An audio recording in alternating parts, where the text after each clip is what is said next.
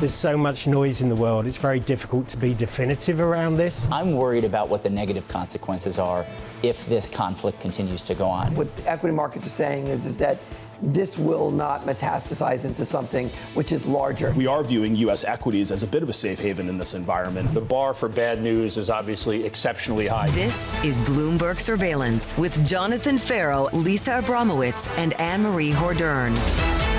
Live from New York City this morning. Good morning, good morning. For our audience worldwide, Bloomberg Surveillance starts right now. Coming into Thursday, stuck in talks about talks.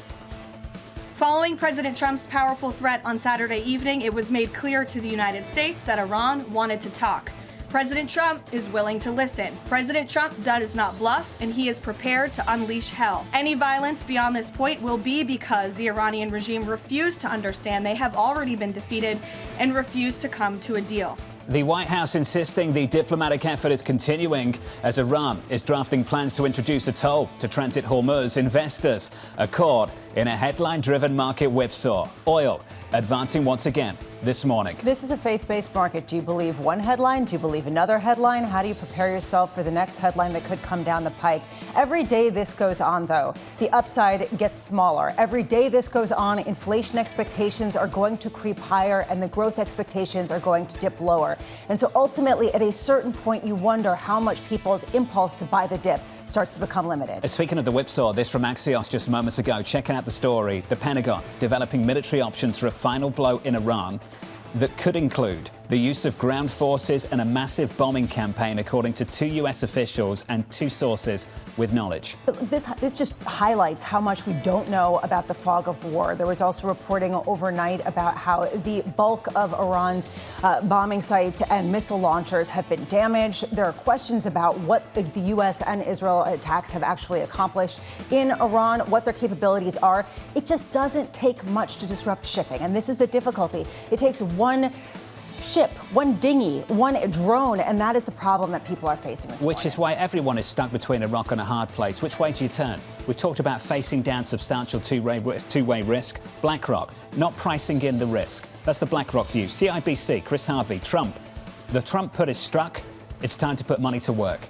Honestly, you've got Morgan Stanley saying the same thing. You've got J.P. Morgan saying also by the dip. You have Vinu Krishna over at Morgan Stanley coming out and actually upgrading his forecast. Right now, buy the dip has been a successful trade pretty consistently throughout the board, especially when there is geopolitics. This time, when you speak to energy strategists, we've been talking about this for a couple of weeks now, they're sounding a very different note that is much more similar to what we're hearing from BlackRock than, say, some of the more bullish streets out there. Equity futures right now in the S&P negative here by about 0.8%. Coming up this hour, George Goncalves of MUFG with markets very much on edge. Marine Corps veteran General Robert Walsh as strikes continue in the Middle East. And Meyer of Mastercard with the consumer very much under pressure. We begin this hour with our top story. The US and Iran at odds over peace talks as attacks press on. Bloomberg's Jemana Basechi joins us now from Dubai for more. Jemana, welcome to the programme. Just what is the status of talks? Where are we? Yeah, well, it doesn't appear like the talks are actually happening, John. And if you go by what the Iranians put out yesterday, they don't seem to be in the mood of compromising at all. They set out their own 5 counter demands of what they would be looking to enter into discussions to end the war. And some of those terms are really far away from the starting point of the U.S. discussions that they had even prior to this war. But they include things like assurances from the U.S. that they'll never attack Iran again, war reparations that they're seeking to get from the United States as well. And then the other one, which is a new point that has obviously emerged over the course of this almost month-long war, is they are saying that they have a right to sovereignty over the Strait of Hormuz, which is obviously an unacceptable outcome for not just Gulf allies in the region, but more broadly for anyone involved in the energy market. So the terms are unrealistic and a non-starter as far as the U.S. is concerned, and it seems very unlikely that these direct negotiations or even indirect negotiations are actually going to yield anything. At the same time, the clock is ticking. Remember, at the beginning of the week, Trump pushed back that 5-day ultimatum. We're getting closer to that. So that coincides with around Friday evening over here in the Middle East. And at the same time, we have been reporting about extra military assets and the marine expeditionary units that are arriving to the region. There are 2 units on their way. The first batch is expected to arrive in coming days, which means the Trump administration policy at this point is almost to simultaneously look to de-escalate while at the same time looking to potentially escalate over the coming days, given Iran are not showing any inclination to return back to the negotiating table. So I think there's a real fear this weekend that we could once again find ourselves in a situation where military operations have once again intensified. And just as a reminder, it is day 27 of this war. The strikes, the military operations are ongoing. If anything, IDF have intensified some of their attacks over central Tehran and other parts of Iran overnight. Iran has continued to retaliate against Gulf states. Some sirens went off in Bahrain, some more drones intercepted in Saudi Arabia, and even the first deaths reported in the UAE in over a week now because of intercepted missiles. So this is we're still very much in the midst of the war, and a lot of nervousness heading into this weekend, and the real possibility that this could once more escalate. And in return, Iran have also threatened to strike back against civilian infrastructure at Gulf states. Jumana, appreciate the update. Stay close as always. Bloomberg's Jumana Basechi out of Dubai leading our coverage so far this morning. There's a lot hanging on talks over the next 48 hours. And a real question around what de-escalation looks like. I mean, if you de-escalate, does that mean a ceasefire? Does that mean a reopening of the Strait of Hormuz at a time where Iran is saying that essentially they have ultimate control over this key passageway? Let's get to the view on Wall Street this morning. Goncalves of MUFG writing the impact from the war will likely turn out to be even more damaging than the tariff shock, especially considering that the US jobs market and consumers are already on shaky ground. George joins us now for more. George, good morning. Good morning. Let's start with Lisa's World, the auction. Soft 2-year, soft 5-year, 7-year auction coming up a little bit later. What do you think is behind the weakness in demand for US government debt right now? Look, I think it's a repricing that's happened globally on the rate side. The US Treasury market really lagged everything else. And this sort of concern around like what is the new steady state for interest rates? And heading into end of the month, end of the quarter type environment, these auctions usually do well. And the fact that they're under pressure does kind of show that there's been some sort of kind of buyer pullback. Mohammed Al-Arian wrote in the FT earlier this week about Gulf flows and the importance of the Gulf as a source of capital, not just a source of energy. Is something happening with those Gulf flows in respect to what we've seen so far in the auctions? Look, it's hard to tell with public data and just where we stand things right now. In general, foreign flows could be impacted the longer this persists, and that's really the big issue here. Is there also a question around institutional credibility? What kind of fiscal response there's going to be to this? I've noticed that a lot of the increase in benchmark rates in the U.S. have come from real yields, not at all from inflation expectations.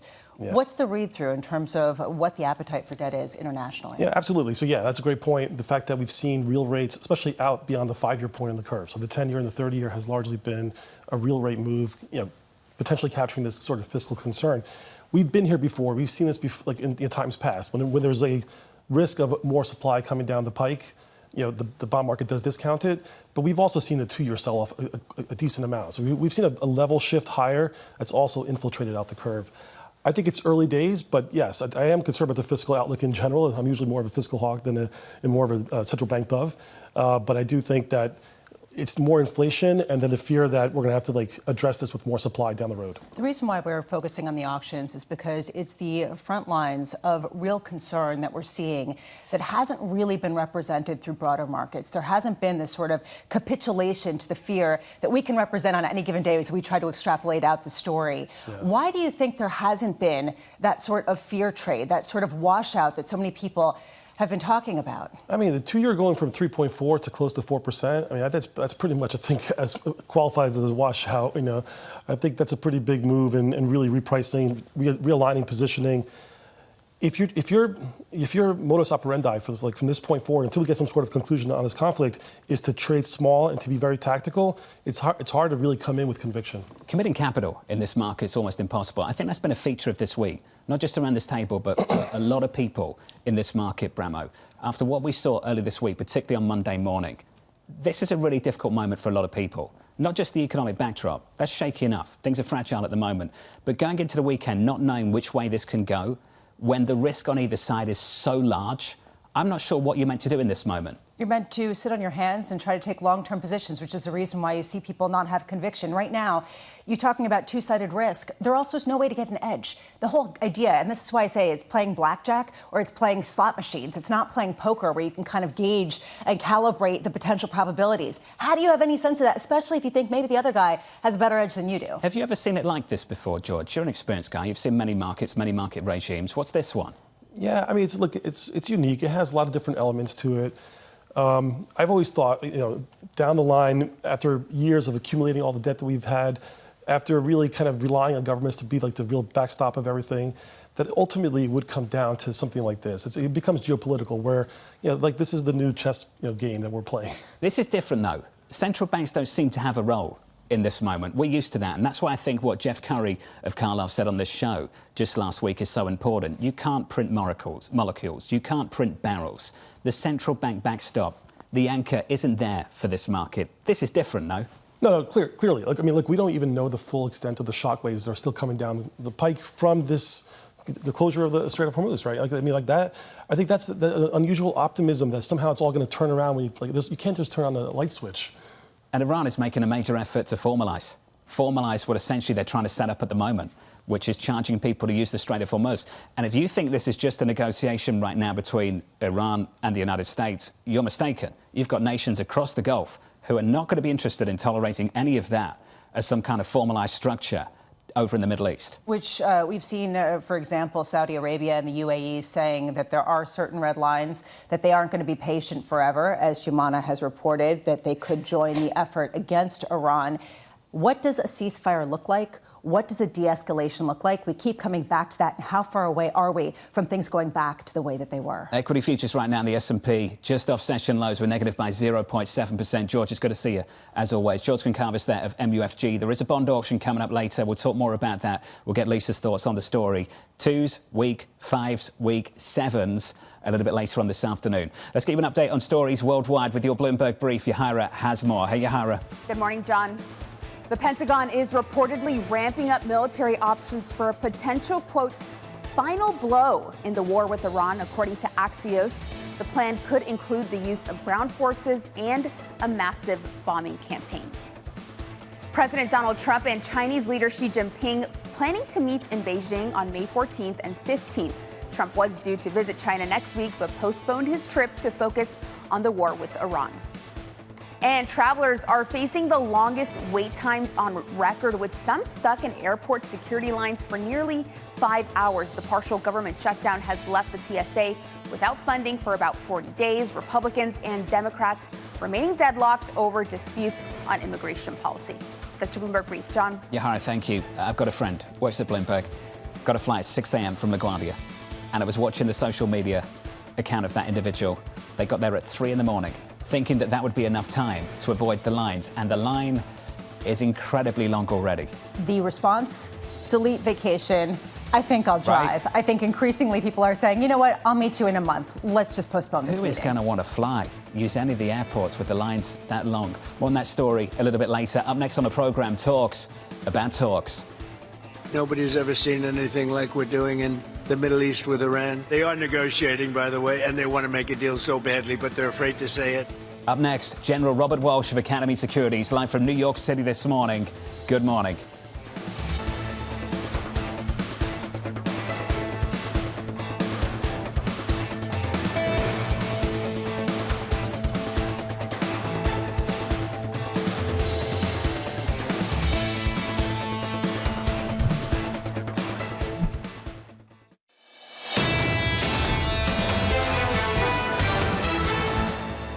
Equity futures just off session lows. We're negative by 0.6% on the S&P. On the Nasdaq, we're down by 0.7. In the bond market, yields are higher across the curve. 10's up by 4. And once you've seen those two boards, you know what this one looks like. Crude higher by 3%. 93 on WTI. Brent crude this morning pushing 106 Bramo, just counting down to that self-imposed deadline into the weekend. If there is some sort of re-escalation, then all of a sudden there becomes a material risk of further oil supplies getting actually destroyed, and that the plants themselves. And that, I think, is the real concern. At what point are you talking about years to bring some of the supply back on line? Brent crude right now, 105.61. Under surveillance this morning, talks about talks. Nobody's ever seen anything like we're doing in the Middle East with Iran. We are decimating. They've got no navy, they've got no anything. They are negotiating, by the way, and they want to make a deal so badly, but they're afraid to say it because they figure they'll be killed by their own people. They're also afraid they'll be killed by us. So here's the latest this morning. The White House doubling down, claiming peace talks with Iran are ongoing. Tehran rejecting the latest US proposal and offering conditions of its own. Bloomberg's Ollie Crook joined us now from the G7 foreign ministers meeting over in France. Ollie, good morning. What's on the table into the weekend?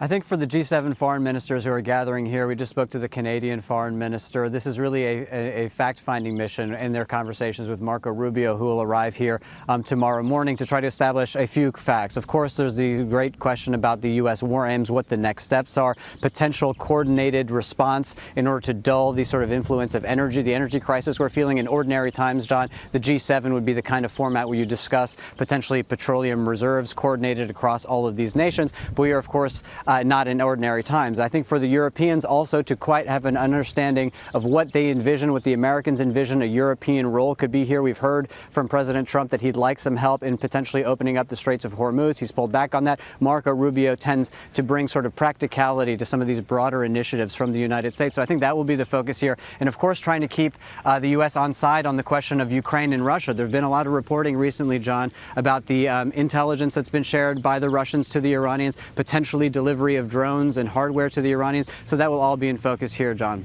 Ollie, looking forward to your coverage of the story on the ground in France. Ollie Crook there. This could get awkward for Rubio. This from the president just moments ago out on social media.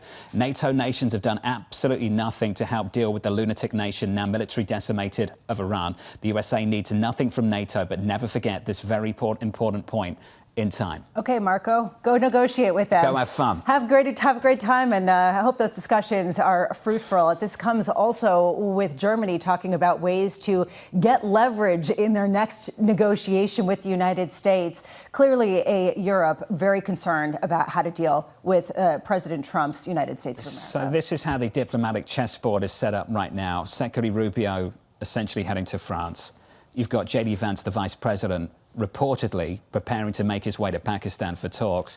And then you've got military troops reportedly on their way to the Middle East. So you could have troop build-up, several different talks in several different places, and a lot of options for the president, who, according to Axios, hasn't made his mind up. And this is the reason why markets are really getting mixed signals. It's unclear who exactly is going to win out at the end of the day. And there is a schism right now in the MAGA movement about how to proceed, how involved to get this. It is not popular to put boots on the ground. Some people saying there isn't another option to get the Strait of Hormuz open. And this is the setup heading into the weekend. Let's get to the options. Annmarie joins us now from Washington for more. Annmarie, good morning.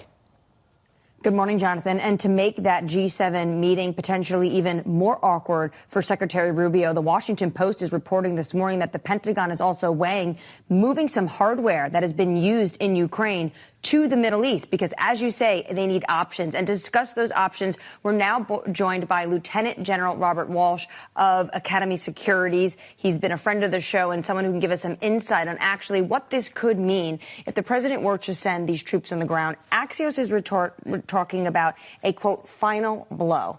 And a lot of this says to me, when you look at some of these options and some islands they would want to take, it would really be about controlling the Strait of Hormuz. Given what we know about what kind of personnel is being sent to the region, how would they actually go about doing this? Yeah, thanks for having me today, Marie. I think, it looks like what you're trying to do is bring as many options on the table to try to escalate this, to try to end this. It's in the Trump administration's interest and the world's interest to end this as quickly as we can. The pace that we're going, the U.S. and the Israelis have had an air campaign that kind of dominates the air domain at this point in time. But now the next goal is to open up the straits. And to be able to open up the straits, they're not going to probably be able to do it by air alone. They're going to need maritime capabilities. And then when you introduce ground capabilities, taking key terrain is a key part of what the U.S. military can do with forces like coming from the 82nd Airborne or these Marine Expedition Units. In fact, one of the main missions of these Marine Expedition Units are to seize advanced naval bases and seize and control choke points and seizing key terrain is a key military objective, even in today's style of warfare. Now, obviously, they're going to have to be protected to be able to go in there and have all the capabilities to do that. But seizing terrain or the threat of seizing that terrain can drive the behavior of the enemy. And I think that's what they're hoping to do by introducing them, drive them closer into the negotiations to try to bend to the U.S. will in those negotiations, or escalate this to try to bring this to an end. Well, if they're going to hold some of these key assets to open the strait, how long could these kind of individuals hold it? Because the regime will likely keep fighting on. Does this mean that we're going to have to relieve some of these people, and this could last months or maybe years? I think the hope would be to bring them in, seize that key terrain so the Iranians can't use these. A lot of these locations they're using for missiles, drones, but a lot of these fast attack boats that they've used in the past, and it's hard for intelligence to know whether we've gotten them all. So sometimes you have to go in there and really look around and be able to seize things to be able to make sure that they don't have that capability. Or if they bring it out, you're right there to whack them. So I think part of that is bringing them in, and if you brought them into one of those islands, you may put them in there and protect them with air cover, maritime cover, but you may also insert them for a while. It could be go in there to seize oil, gas, refueling capabilities, shut down the piers, those locations, and you could extract out also, and then put in some type of blockade that would stop, you know, the Iranian shipments going out, but you now have stopped them from being able to operate from those locations. You mentioned this idea of escalate to de-escalate. Do you think this would harden the regime, or it actually would push them to the negotiating table? It's very difficult to see with this regime. You know, you go back to World War II and what it took with the Japanese, and you go back with the Germans and how much it took to finally bring that war to a conclusion.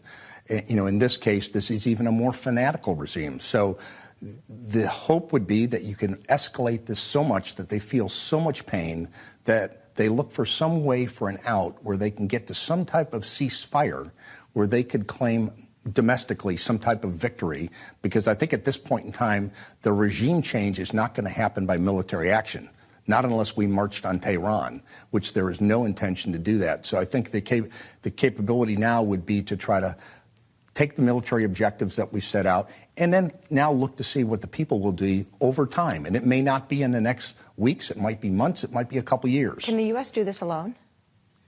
I think what the president's been trying to do, I think on the taking the straits, I think that's something that we could absolutely do with the forces that we've got lined up. But I also think keeping the straits open by escorting ships through there, having air defense capabilities, and we start escorting commercial shipping through there. The best thing we could do is to build a coalition, and I think that's what the administration's trying to do. But a lot of the countries, they all have different requirements. We saw that in Iraq and Afghanistan over rules of engagement. Everybody had their own kind of sets for what they were comfortable with. This would be some countries, like maybe the British, would like to come in and operate with us and how we operate. Others would wait till the conditions would be more set where they would have less risk, but they would be part of this coalition to open up the straits. But this actions we're doing now to escalate with the threat of using ground forces is all part of opening up the Straits of Hormuz, which is a key part along with getting the nukes and stopping the nuke growth. Absolutely. That's where all the oil right now, this key chokehold. Thank you so much, Lieutenant General, for your time this morning.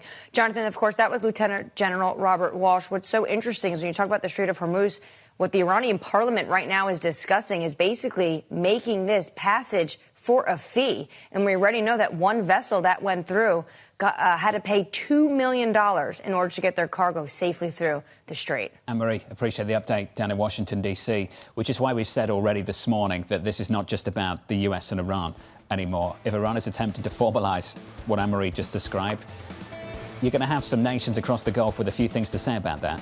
Can you allow Iran to become essentially a superpower right now with the control of one of the main waterways in this world? That is the question. Brent crude up by 3%, 105.50 on Brent this morning. Up next, Wei Li of BlackRock downgrading equities as the war takes a toll.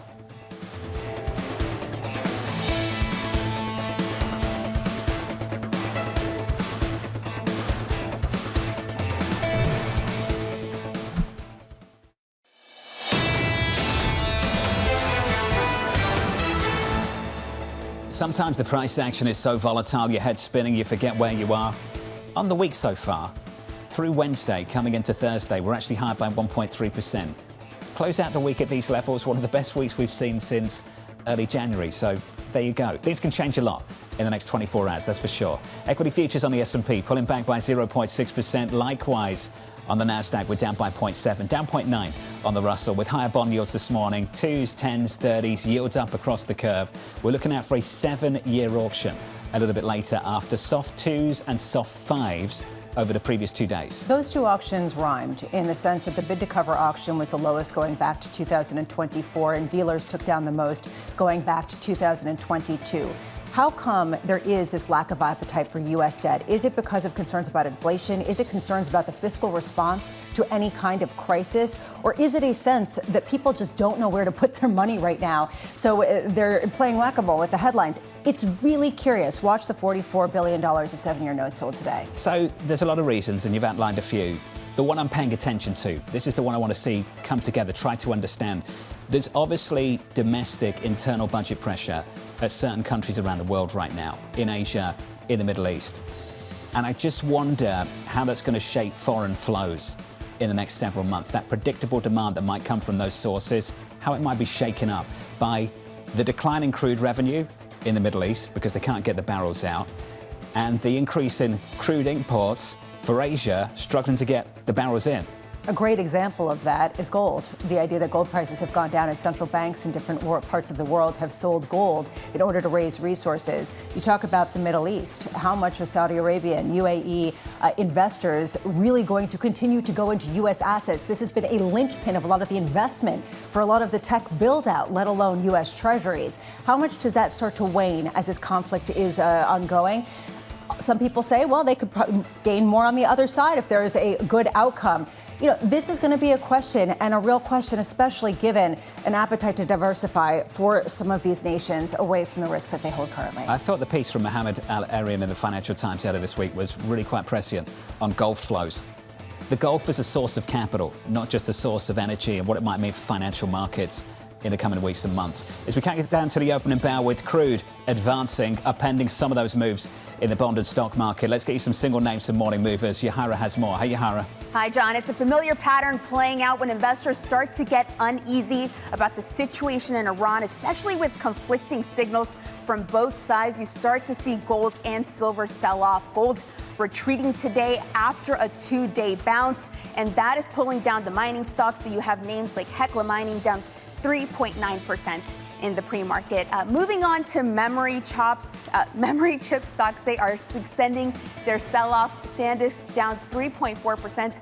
Micron also in the red after Google introduced a new compression technique that could cut memory needs for AI models by as much as 6 times. So, of course, that is raising concerns about future demand, while others on the street are saying greater efficiency will only increase usage over time, referring to Jevons model. But today, investors choosing to price in the risk. Plus, these names have run up so much, so makes sense on a risk-off day like today. And we end on a small stock making a big move. Olaplex soaring 50% in the pre-market on some deal news. The company Henkel, a German company, agreeing to buy the hair care brand for $1.4 billion. John? Yahara, thank you. Thanks for the update. More from Yahara a little bit later. On our radar this morning, Iran rejecting the US ceasefire plan and continuing attacks on Israel and Arab states in the Gulf. Tehran offering its own conditions for a truce, including reparations for war damages and authority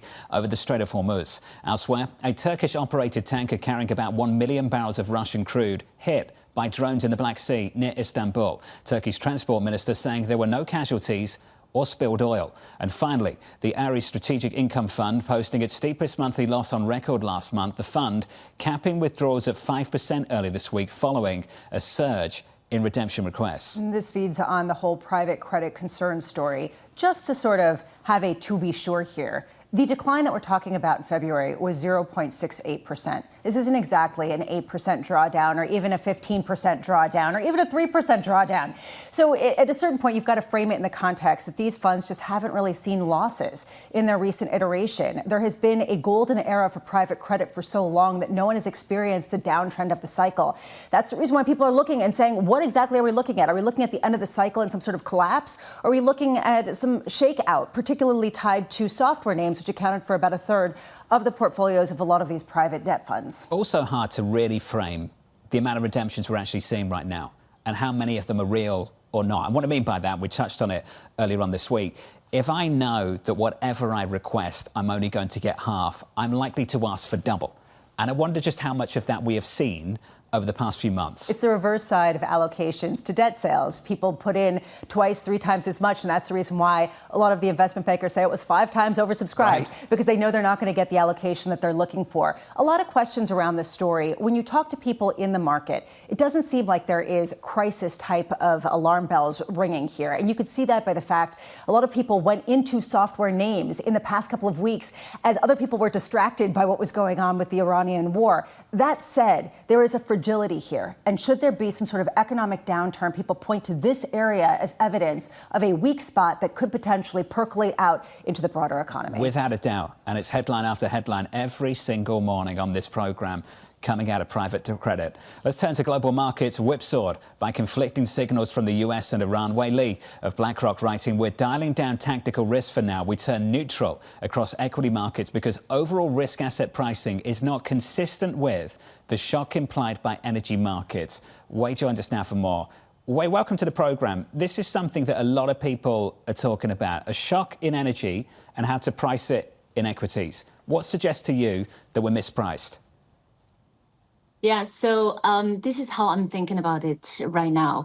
The risk feels a bit asymmetric at this moment. So if we have a peace deal, then we could have a relief rally in markets, but U.S. equities are just over 4% from the beginning of the conflict, just how much room there is for that relief rally to go. On the other hand, if we don't have tangible evidence of actions that could shorten the duration of the disruption, and right now we don't, then current risk pricing is not consistent with the doable disruption that energy markets are pricing right now. So our energy investors are telling me that we have already lost about 10% of global oil supply, 20% of global LNG supply.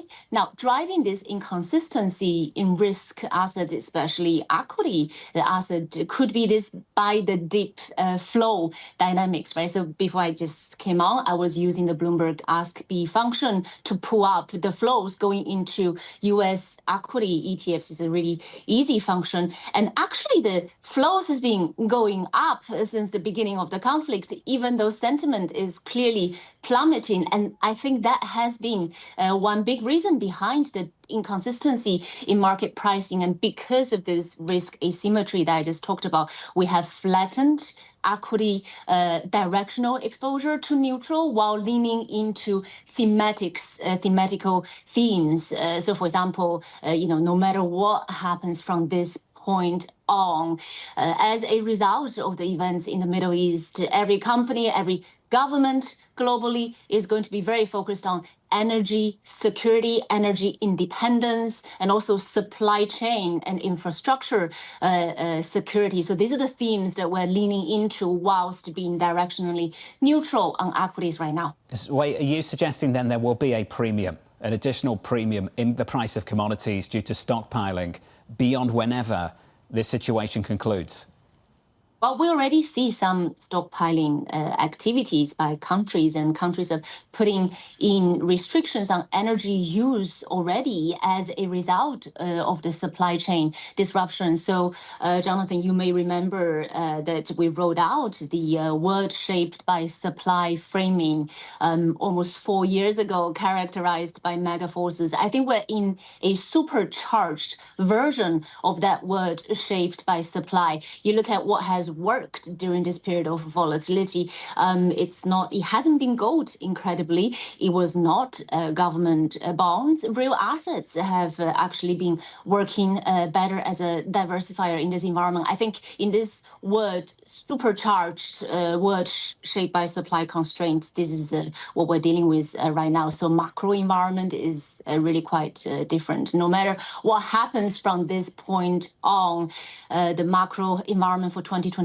is very different because of the stagflationary momentum in the system, because of the existing disruption that has already taken place.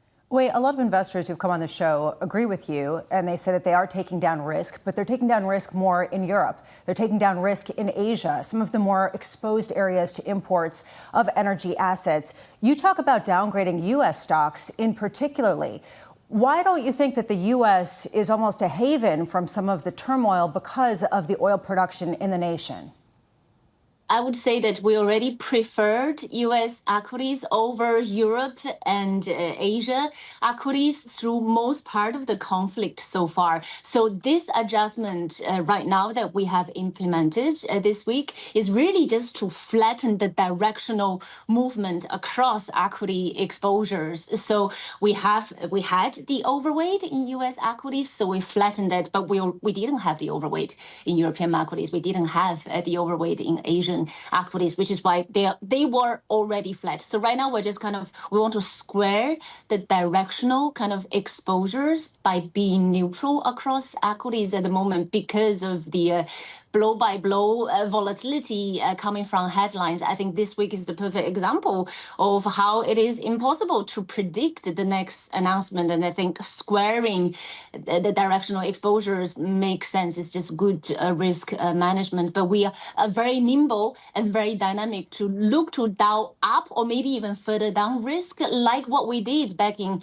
April. We're looking very closely for evidence of durable kind of policy actions. And right now, markets seem to react a lot to announcements coming from the U.S. side, which is why we saw the last few days markets trying to rally on announcements from the U.S. But maybe actually the announcement coming from the Iranian side could be driving the next kind of progress, next step in this journey. Well, you noted that a lot of the government bond space has not acted as a counterbalance to some of the risks that we've seen. It hasn't acted as a haven.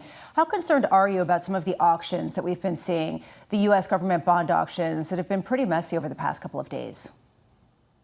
You talked about it earlier on and also cited reasons such as inflationary concern as well as fiscal concern. I think these are really big reasons for why maybe the appetite for U.S. treasuries is less compared to before. And I think also that you talked about kind of petrodollar potentially decreasing and also the greater demand for real assets. Where is that going to come from? And I think they all play a role. But I would say at the same time that markets have gone through significant repricing, especially at the front end of government bonds in the US, yes, but in Europe, in other parts of DM markets too, to the extent that actually as a temporary cash buffer, they don't look too bad. So we actually prefer the front end and the belly of the U.S. Treasury market over the long end of the U.S. Treasury market. And the same applies to European government bonds. We actually even this week brought up the front end of European government bonds from neutral to modest overweight to reflect the very significant repricing that we have seen for ECB hikes. Wei Li, thank you. We've got to leave it there. Wei Li there of BlackRock on rate pricing. This from the President of the United States just moments ago out on social media. I'll read it verbatim for you so you can follow at home. The Iranian negotiators are very different and strange. They are begging us to make a deal, which they should be doing since they have been militarily obliterated with zero chance of a comeback. And yet they publicly state they are only looking at our proposal. Wrong. They better get serious soon before it's too late, because once that happens, there is no turning back. And it won't be pretty. The president, just moments ago. Who's he talking to? Is he talking to the Iranians? Is he talking to U.S. markets? This is the reason why people are looking at these kinds of Truth Social postings and inferring what could the action be on the back end of this. There have been an increasing number of Truth Social posts from President Trump this morning, including one talking about NATO, we won't forget, and then threatening Iran to get serious about talks. Hard to get a sense of what actually is going on. Futures just pulling back following those headlines. We're down by 0.75% on the S&P 500 with an update on stories worldwide with your Bloomberg brief. Yahara has more. Hey, Yahara. Hi, John. President Donald Trump declaring victory in Iran. The president saying the U.S. is negotiating and Tehran wants to make a deal, but, quote, they're afraid to say it because they figure they'll be killed by their own people. They're also afraid they'll be killed by us. Meta and Google saying they will appeal a California court decision holding them liable for a young woman's mental health struggles. A jury ordering the tech giants to pay $6 million to the woman after a landmark case centered on social media addiction. And BlackRock's Rick Reeder shrugging off speculation of rate hikes this year. Reeder telling Bloomberg, quote, small businesses, young people, and the low income are really getting hurt by current rates. Reeder's call for a cut is in line with the White House's demand for cuts from the Fed. That's your Bloomberg Brief. John. Yahara, thank you. More from Yahara in about 30 minutes' time. Up next on the program, pain at the pump. We're going to see prices at the pump go back down. This president is keeping them as low as he can during this short-term combat operation, and they're going to go right back down when this is over. They're getting higher. Michelle Meyer of Mastercard Economics Institute joins us next from New York City. This is Bloomberg Surveillance.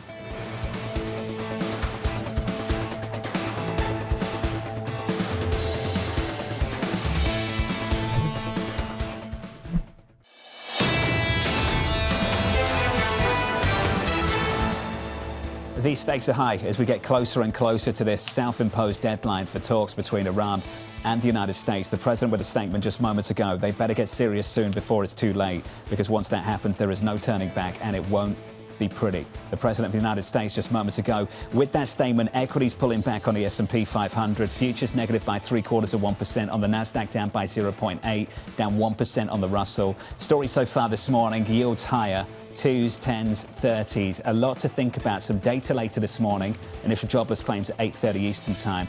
Also, I think more importantly at the moment, the supply. The weak auctions we've seen across 2-year and 5-year notes this week. The 7-year is up next. Yeah, $44 billion being sold at 1 p.m. today. The 2-year and the 5-year note, both seeing dealers take down the greatest proportion of those debt sales going back to 2022. Uncertainty here about exactly what the level of rates ought to be, and seeing these bonds sell off after the initial auction. Quick check of crude for you. 106 on Brent, WTI at 93. Basically everything is set off the price of this right now. You wake up every single morning, you look at Brent, you look at WTI, and you've got a pretty decent idea of what everything else is doing in financial markets worldwide. And you blink and it changes, and then everything adjusts at the same time. Who's going to want to hold risk heading into this weekend? We keep asking that, and I'm going to keep looking for that one person who's going to raise their hand and take it on. So please call in. Chris Harvey, CIBC. Time to put some money to work. Vinu Krishna. Yeah. Vinu too. Yeah. I love that Vinu raised his price target. I think it's fabulous. We'll talk to him next Just week. more of that. I'm not endorsing it. I'm just saying, like, that's bold. I respect it. There's a lot of bold moves right now. Totally. I think I'll be hiding. Oil prices are up. Gasoline prices are higher. Under surveillance this morning. Pain at the pump.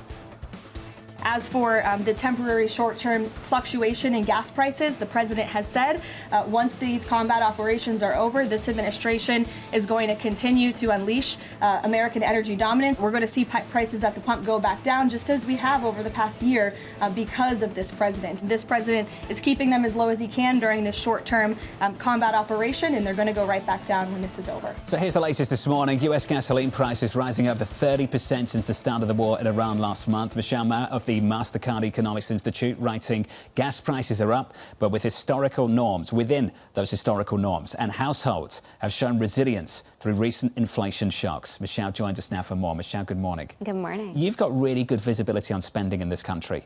Yes. What's the reaction so far to much higher gasoline prices? Well, I think consumers are managing remarkably well, as I noted. Certainly, gas prices are higher, and that's a necessity, which means that more of that purchasing power has to be allocated towards paying at the pump. But when you think about the bigger picture in terms of how consumers are spending, it's holding up quite well. And I think a lot of that is because we're still in the early stages. We're still in the early stages of the shock. What will really matter is the duration of the shock. How long does it go on for?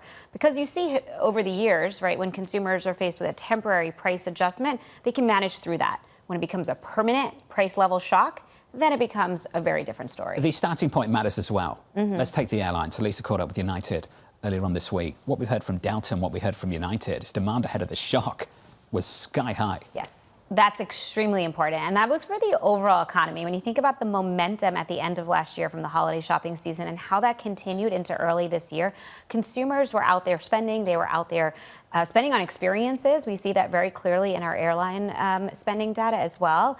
So there was a lot of growth heading in, which means that, yes, we're at a world now where there's heightened uncertainty. There are a lot of questions. There's a lot of concerns, naturally, when it comes to consumers. but it's still in the early stages. Steve Riscido of Mizuho said what this does for him, this oil price shock, is that it reduces the option for an upside tail risk or a tailwind to the U.S. economy, that is taken off the table, but that the momentum will prevent the U.S. from falling into recession. Do you think that there is sufficient momentum to deal with oil prices should they reach $125, $150 a barrel?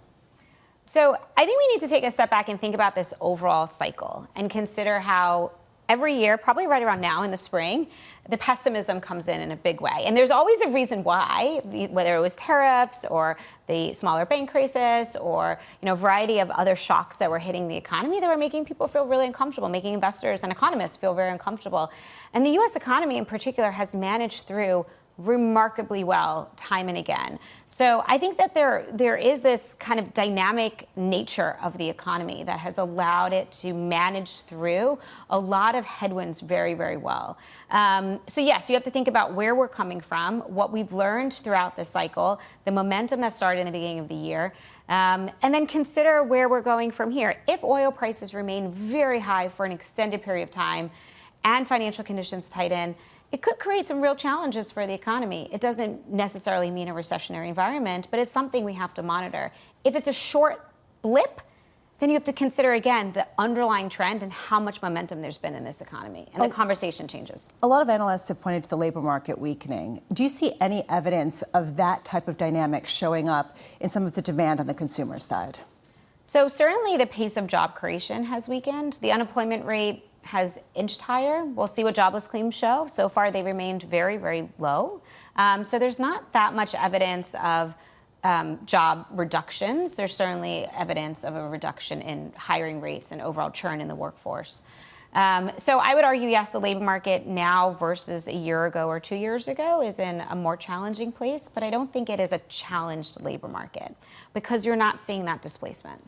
What are the prospects for second-order effects from this inflation shock coming from energy? What are the chances that I can go to my employer and say, my energy bill's up, my gasoline prices are higher, I want a higher raise? So you want to know about a wage price spiral? Without a doubt. So I think in this environment, it's probably a bit harder to see that play out because you have a labor market where there's you don't have the same degree of churn. You don't have that same amount of bargaining power exhibited by employees. So that does mean that the extent to which energy prices increase, it's going to be a matter of consumers trying to figure out how they navigate that, how they shift things around, how they reallocate what they're spending on in order to manage through that. It's different than in the last big energy price increase where the labor market was very hot. So we had energy prices increasing, we had asset prices increasing, and we had wages increasing. The overall economy inflated. That explanation is the biggest argument right now for the Fed to look through this shock.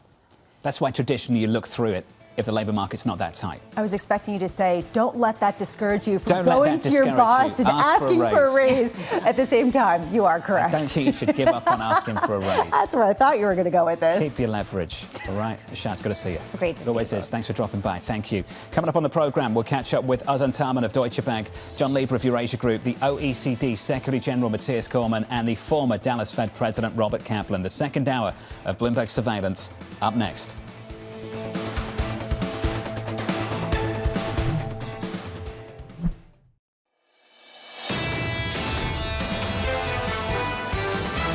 It's going to take logistically and from the production perspective months to go back to normal. The longer we go, and this I think is the key issue. There's nothing the Federal Reserve can do. They can hike or cut all they want. It's not going to open the Strait of Hormuz. The uncertainty in the Middle East may put them on hold for a while. The U.S. economy can take a few more punches than the rest of the world. This is Bloomberg Surveillance with Jonathan Ferro, Lisa Abramowicz, and Annmarie Hordern. Live from New York City this morning. Good morning, good morning. For our audience worldwide, the second hour of Bloomberg Surveillance starts right now. And your scores, the price action looks like this. Pulling back by 0.7% on the S&P 500, down by 0.8 on the Nasdaq. In the bond market, yields up across the curve, 2s, 10s and 30s. 2s this morning higher by 4 basis points, approaching 4% again, up by almost 5 on 10s at 438. And crude doing this. WTI and Brent pushing higher once again. Brent at 106, WTI at 93. The president setting the stage for talks going into the weekend and his self-imposed deadline for negotiations. The diplomatic effort continues. This from the president. They better get serious soon before it's too late, because once that happens, there is no turning back, and it won't be pretty. The reason why people are concerned about oil prices from here is because oil production facilities would be in the line of fire given any escalation. That's what Iran has said, and the U.S. side has also talked about targeting Iranian facilities. Given that backdrop, people are watching some of these discussions, some of these Truth Social posts, the comments, to understand whether there is an effort and a desire to de-escalate or escalate. If you get any clarity, good luck. Call in and let us know, because right now it has been highly a soup of uncertainty and messaging that runs in all directions. I have so much sympathy for anyone waking up and trying to commit capital, allocate capital to this market this morning. So much sympathy. This can cut two ways in a very dramatic fashion. You've got markets at the moment itching to allocate, itching to step in. The fear of missing out greater than the fear of losses at the moment. And you can see why. You've got some signal from the administration they'd like to make a deal. I get it. But then you look at the calendar and you think about where we might be in 2 days' time, when this self-imposed deadline expires and the troop build-up that's been ordered reportedly arrives in the Middle East. Then this can go dramatically in the other direction. This is, and I have a lot of sympathy for them too. A number of analysts have come on the show and said, we're not going to trade this. This particular set of events isn't tradable. What is tradable is the risk premium that Jeff Curry was talking about in commodities, is the concept of stockpiling key assets of national security and building up some sort of defense system. And that's what Wei Li was talking about of BlackRock. They're going to go with those mega themes rather than try to time out different postings on different social media. Should we talk about auctions? Please. These are the real-world issues happening in financial markets right now. You've seen the shock in energy. We've been tracking it through fixed income as people try and price the future of interest rates, inflation, how much fiscal space have all of these different nations got for very different reasons. The 2-year was soft. The 5-year was soft. There's a 7-year auction coming up a little bit later.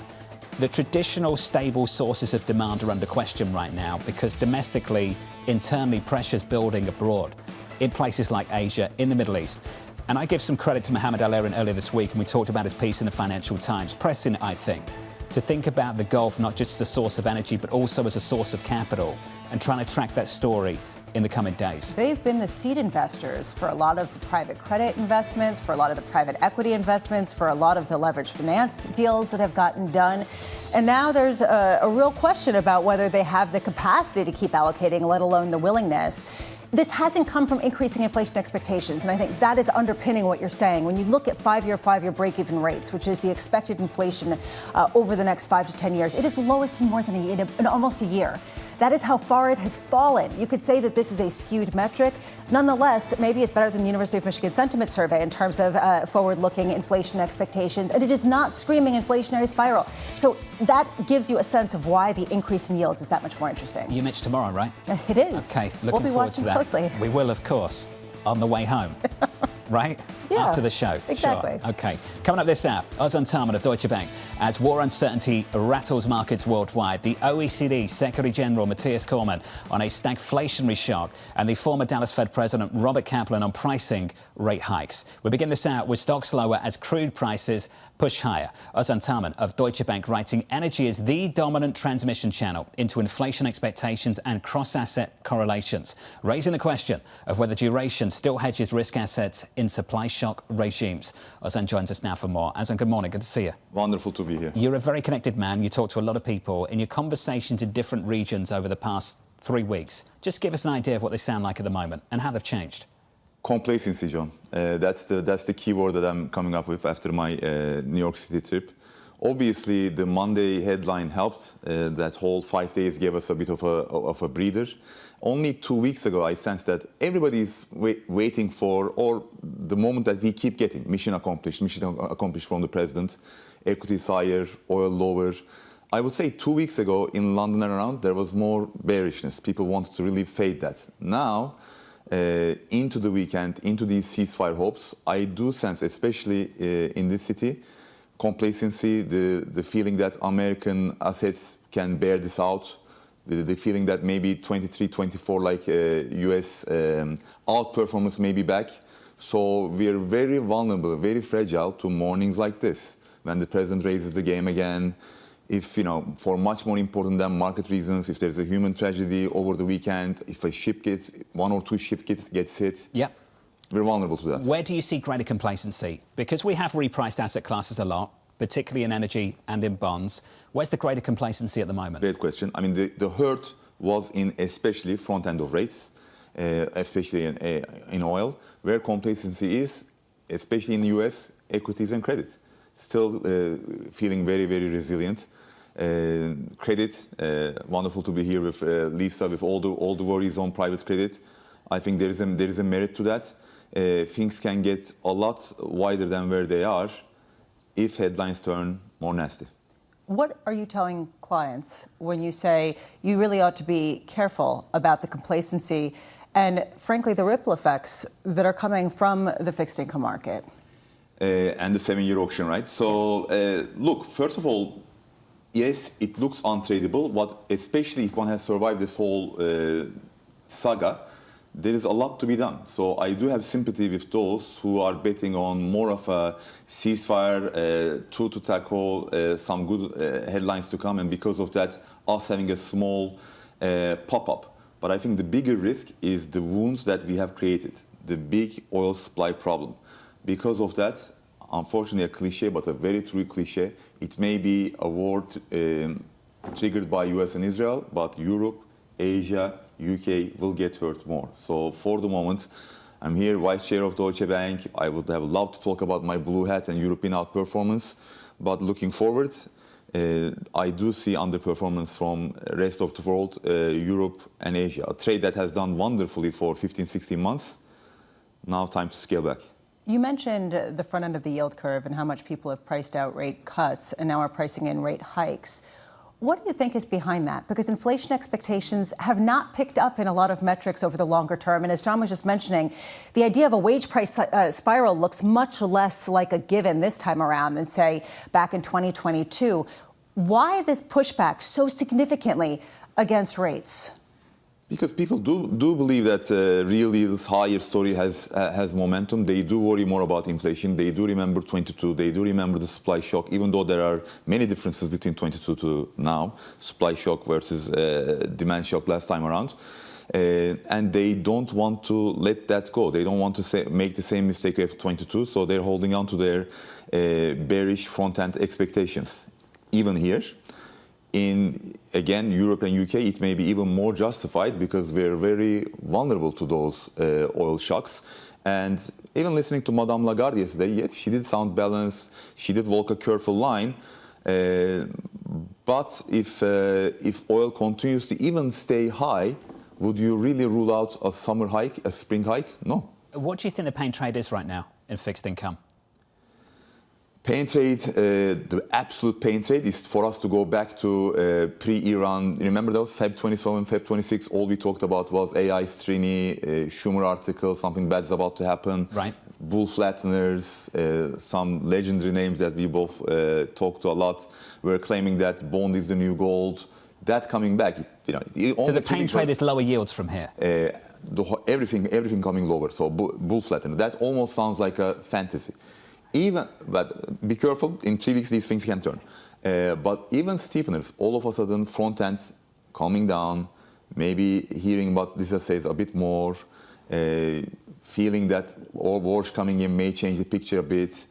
We're big believers in bear flatteners again, so a bull steepener, front end coming lower could be a pain trade. Ozan, it's good to see you. Thanks for being here. Always a pleasure. Thanks for making time for us. Ozan Tarman there of Deutsche Bank. Heard this a few times, that at some point it gets so bad it's good for bonds. We're not there yet. But you have to imagine, typically bonds do well when growth falls off a cliff and it incurs some sort of recession in a region, which is the reason why Lee was talking about buying bonds in Europe, because things don't look great there. And if they hike rates, well, that's going to torpedo growth, and that's going to maybe be good for bonds perversely on the back end. This is, again, you keep going back to what exactly is the bond market representing? Is it inflation expectations? Are break-even rates accurate? If they are, then they're inflecting lower. They're highlighting an actually disinflationary type of impulse. Or is it fiscal that people are worried about? Will you forgive me for making it really confusing? I think that there's no way that this can be a less confusing moment. I happen to think the pain trade's in the opposite direction. I'll tell you why. It's not that I think it's the most likely outcome. I just think that's where there is the most doubt right now. Just surveying the people that come on this program. Most people come on this program and say, look, I understand why rates have repriced higher, but this is why they're not going to hike, and this is why yields need to come down. And everyone I speak to in fixed income at the moment looks at the backup in yields and turns around and says, we've created a lot of value in the yield curve. I think this is the time to buy, which is why I would say, from my perspective, and, you know, I'd be interested in other people's perspectives on this too, when I think about pain trades, I'm always thinking, where is the most doubt? And the most doubt seems to be in fixed income right now, that yields can go much higher from here. Maybe they can. The pain trade, when it comes to tradable moments in the near-term positioning, might be a bull flattener. The pain trade for the entire market, particularly risk assets, is yields going higher and blowing out a lot of people's expectations of what asset pricing looks like. That is the pain trade that is a much bigger one that could incur some sort of recession. Not necessarily the most likely trade, but one to think about. We can argue about this in a commercial break. I'm happy to. Let's get you an update on news worldwide with your Bloomberg brief. Yahaira has more. Hey, Yahaira. Hi, John. President Donald Trump posting on Truth Social this morning that Iranian negotiators are, quote, begging to make a deal. The president urging Iran to get serious before it's too late, writing, once that happens, there is no turning back and it won't be pretty. The Trump administration is trying to arrange a meeting for Vice President J.D. Vance in Pakistan this weekend for Iran peace talks. CNN reporting other top administration officials could also join the meeting. Turkey is also being floated as a potential location. And Fed Governor Stephen Meyer raising his rate projection for the end of the year. Meyer saying, I boosted my policy rates by 0.5%, not due to oil in Iran, but due to inflation data. Meyer voted against the Fed's decision to leave rates unchanged last week, preferring a quarter-point cut. That's your Bloomberg brief. John. Yahaira, thank you. Thanks for the update. More from Yahaira later this hour. Up next on the program, threatening to unleash hell. President Trump does not bluff, and he is prepared to unleash hell. Iran should not miscalculate again. Any violence beyond this point will be because the Iranian regime refused to understand they have already been defeated. John Lieber of Eurasia Group joins us next, live from New York City this morning. Good morning.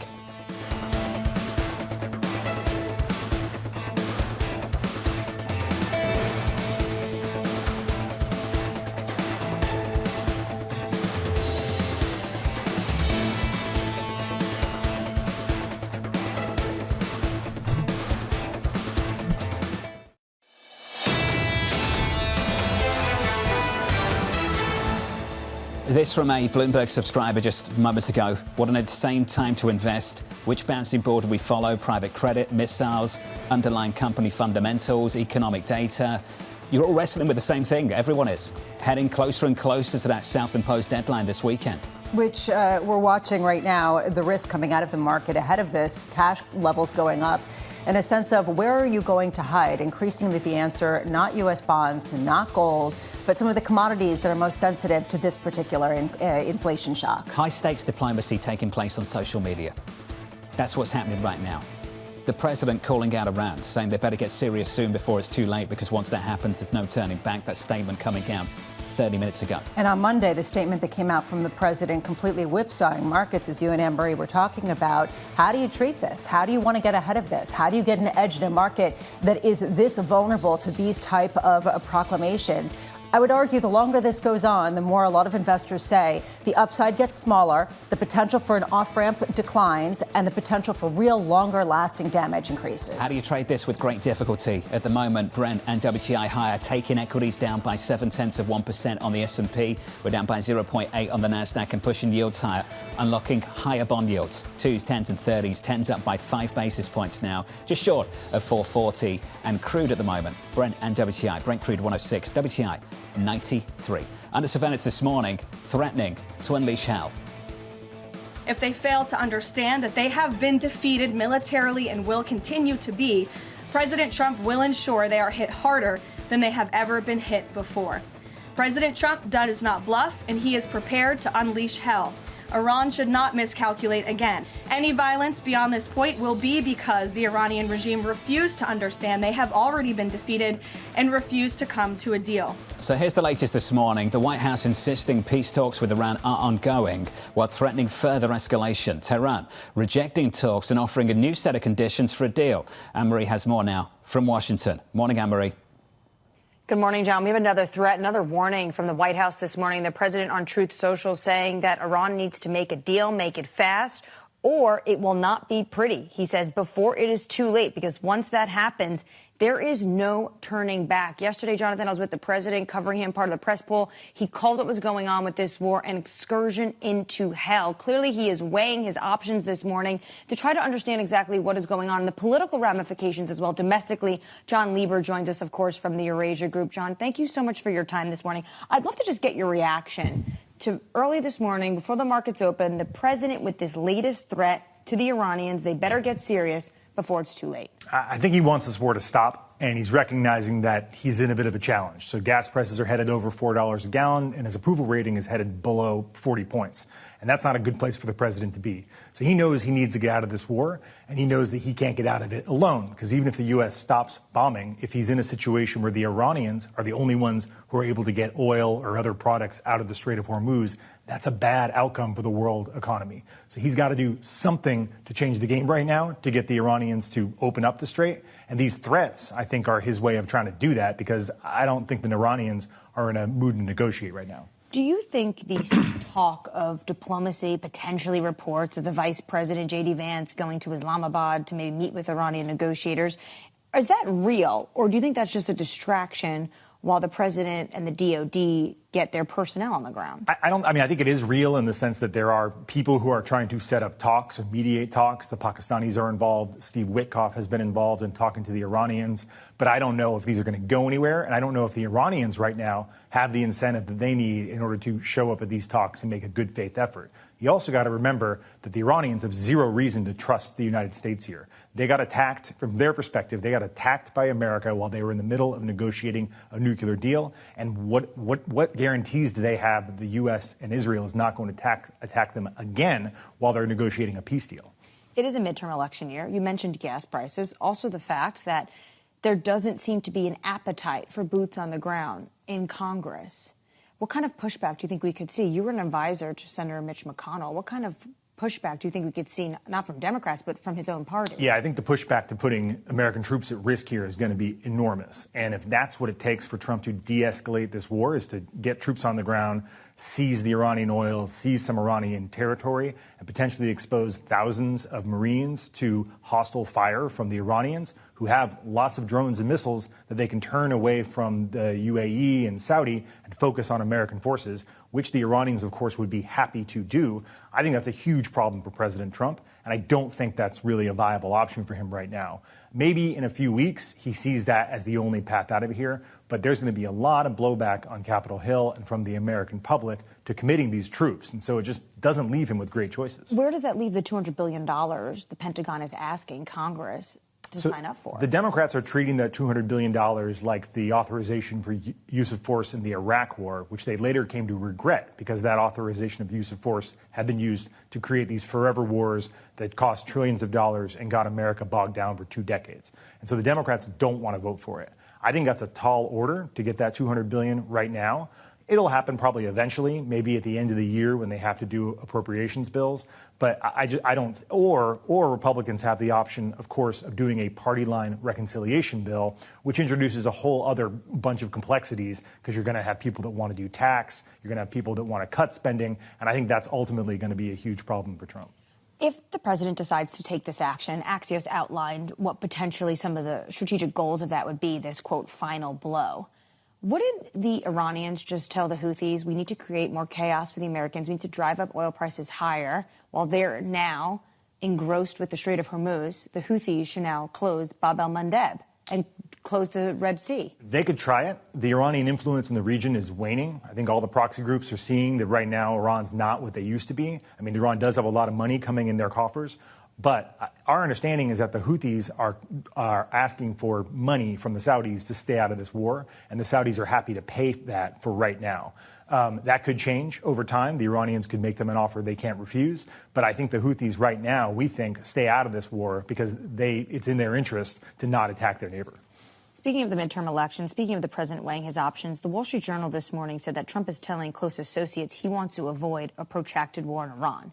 If he takes this decision to send in troops to potentially seize an island or make sure the military is there to try to clean the Strait of Hormuz so more vessels can go through it, minesweepers and the likes, won't that mean we are now running the Strait of Hormuz and this becomes a protracted environment? Yeah, absolutely. I don't think there's any easy way to get out of this war right now. If the U.S. de-escalates unilaterally, the Iranians have proven that they control the strait, and they can let friends and family through, and they can let shipments that are going to the United States or from its allies. Friends and family for $2 million. For whatever the discount is. Yeah, you get a nice little rate on your ship that's going through. But I think that there's just no way out of this. So you can take it by force, but then you're committing yourself to probably months or longer of U.S. presence in the region, and again, exposing a lot of American troops to missile fire, which is not going to be popular here. We're at $4 a gallon of gasoline. What does he do if we're at $5? I think he pauses. I think he's got to say, I'm done. I expect the Iranians to open the strait. And that's the easiest action for him to take. It's the least risky action. It's a long-run strategic loss for the United States, and it puts Iran in a stronger position than when they started this war. But I don't see what choice he has. John Lieber, thank you so much for your time this morning. Of course, Jonathan, John Lieber of Eurasia Group. Immediate reaction from the president's truth this morning. Another warning, but he's just keeping his options open as of this morning as we head into the weekend. Annmarie, thank you. Getting closer and closer to that self-imposed deadline. What he just said there about the Houthis, that's one of the only release valves that region has right now to get energy out, and that's through the Red Sea. Can you imagine how much messier it would be if the Houthis got involved? Everyone's a mob boss now. So the Houthis can say to Saudi Arabia, you want to ship your oil through here? Fork over some dough. And that's essentially what John Lieber said they were doing. It highlights, we're in a different regime now, especially when it comes to that region. What will it take to get it back to where it was before this war? This can't become the new status quo. Correct. Which is why we keep going back to this. This is not just about talks between the US and Iran. Gulf nations have got a lot to play for here. And if Iran is pushing, and I keep going back to the big push they've got right now, when you go through the 5 conditions, the one that stood out for me is the one we've heard a lot about, which is trying to formalise what is happening through the Strait of Hormuz right now, which is turning that into their own waterway and no one else's. That's not sustainable. That's not going to be agreed upon, certainly by the United States and certainly not by Gulf nations in the region. We're watching this. The Iranians know that the pain point for the president, as John Lieber was saying, was that $5 a gallon. So when you hear all of this rhetoric on both sides, the Iranians want oil prices much higher to exert maximum economic pain. President Trump would like oil prices lower so that he has some more leeway to maneuver politically. That is the framework that you have to view all of the rhetoric coming out of all sides. Futures lower by 0.75% on the S&P. Up next on the programme, we'll catch up with the OECD Secretary General Mathias Cormann as the shadow of stagflation looms. Plus, Danny, how's your morning movers? Memory stocks sinking as Google announces a new compression technique for AI. That conversation up next.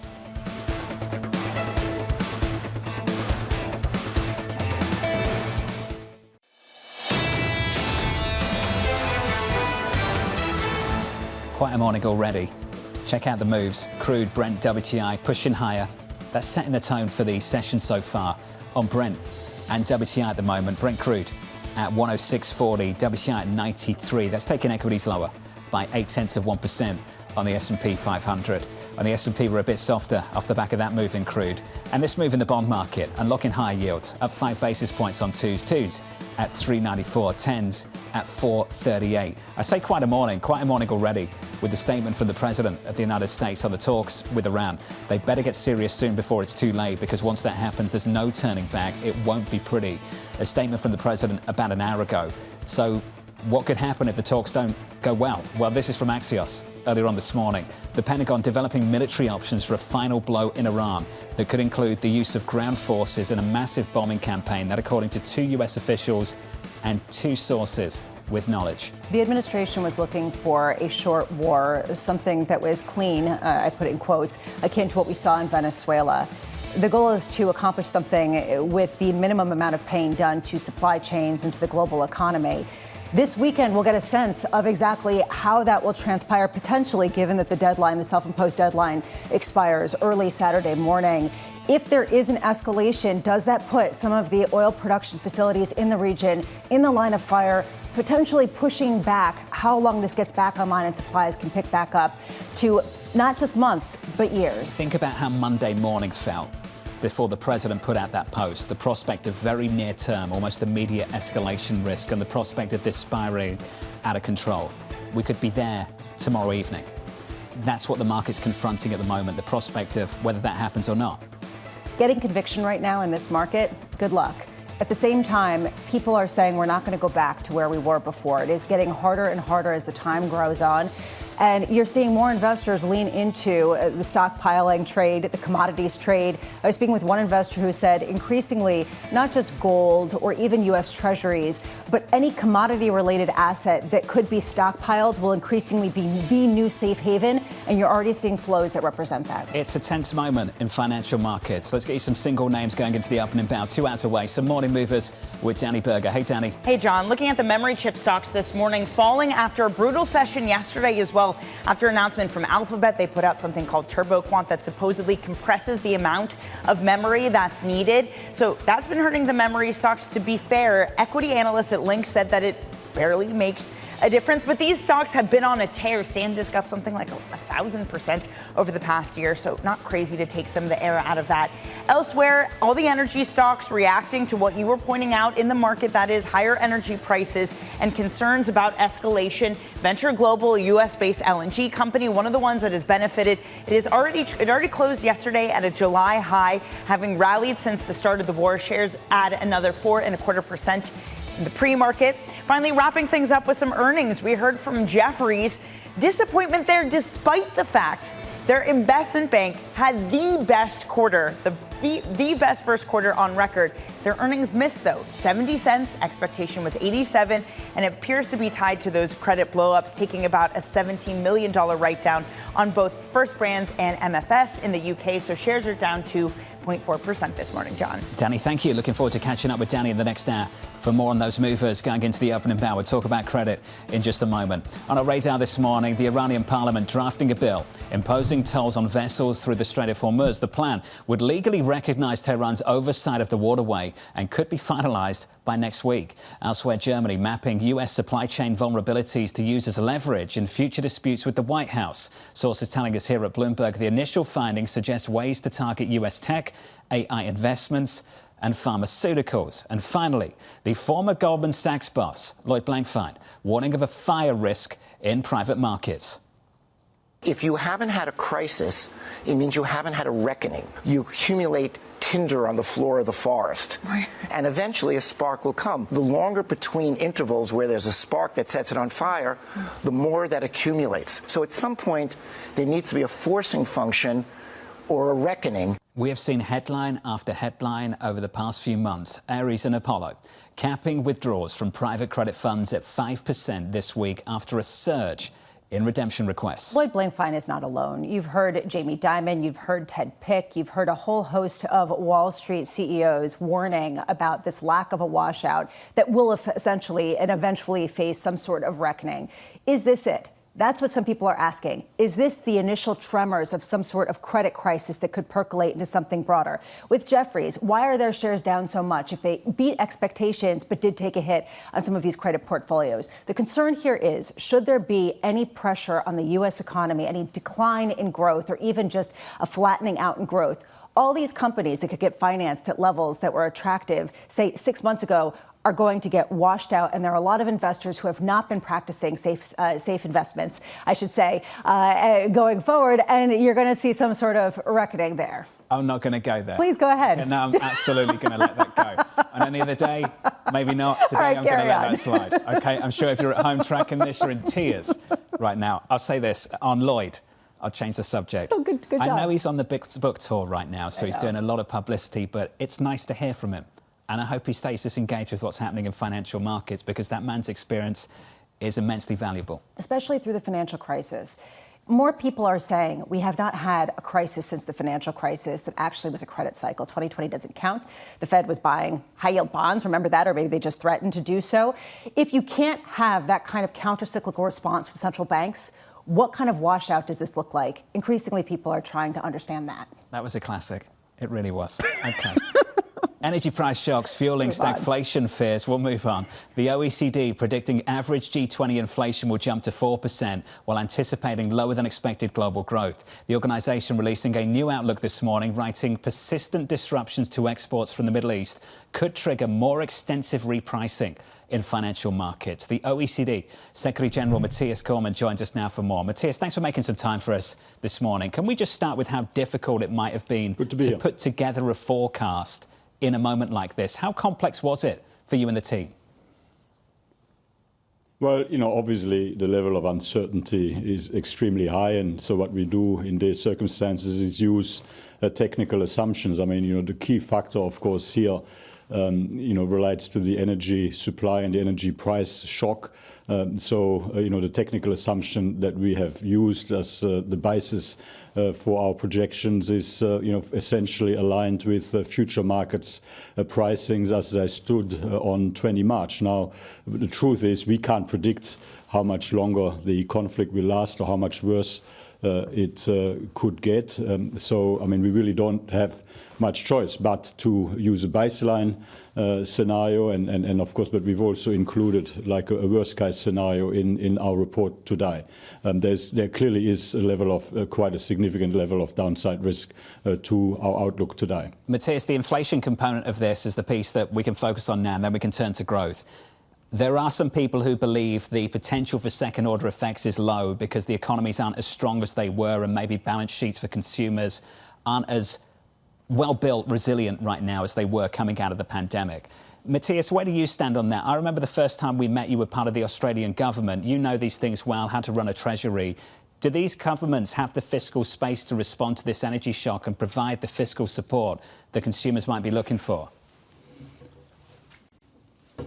Well, debt levels across the world are elevated, and including because of some of the fiscal responses, in the wake of the COVID pandemic, but also, structural pressures on spending around the world. But, in terms of the inflation story now, the story really is, different in different parts of the world. And in terms of the impact of the energy price shock and the flow on that hasn't, some are more directly exposed than others. Here the direct exposure, is probably more into the Asian markets and to the Asia Pacific. But in other areas like Europe, for example, the price effect is more indirect. But there is an impact on global prices. When we look at the United States, in the United States, the reason we say what we're saying about inflation is there. We do actually see that the labor market remains relatively tight. And in the context of now this global energy price shock and also the delayed effects still of some of the tariff price effects and but also the impacts on the labour market of slowing net migration. We do think that there is a combination of factors there that is likely to have a bearing on the inflation outlook in the United States. Mathias, we've been trying to wrap our heads around the idea that the ECB and the Bank of England are now expected to hike rates several times even potentially this year in response to inflationary pressures, at the same time that you and many others are downgrading their growth prospects.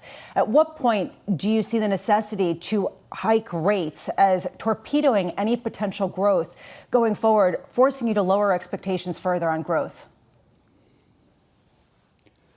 Well, look, there's obviously now, different, factors impacting the inflation outlook, and that is going to have a bearing on the response of central banks. It is, of course, true.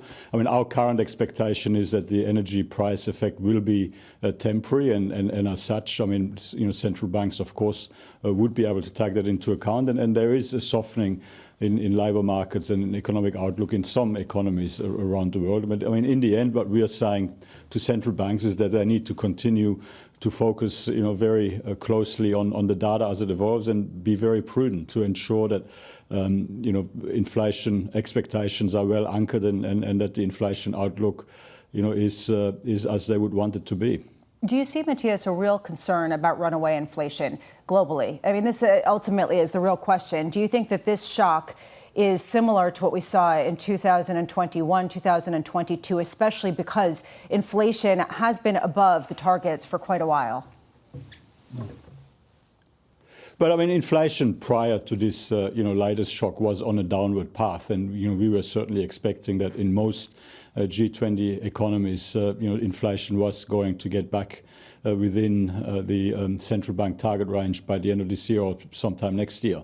But this now clearly is having a material impact. I mean, we are expecting, or we have upgraded our inflation outlook for this year globally by 1.2%, looking across the G20 economies, I should say. It remains to be seen. As we've said at the beginning of this conversation, we don't know what we don't know. I mean, we don't know how much longer this conflict will last. We don't know how much worse it could get. And I mean, there's significant downside risk, but there's also upside risk or upside opportunity. I mean, things could turn out better than what we're fearing.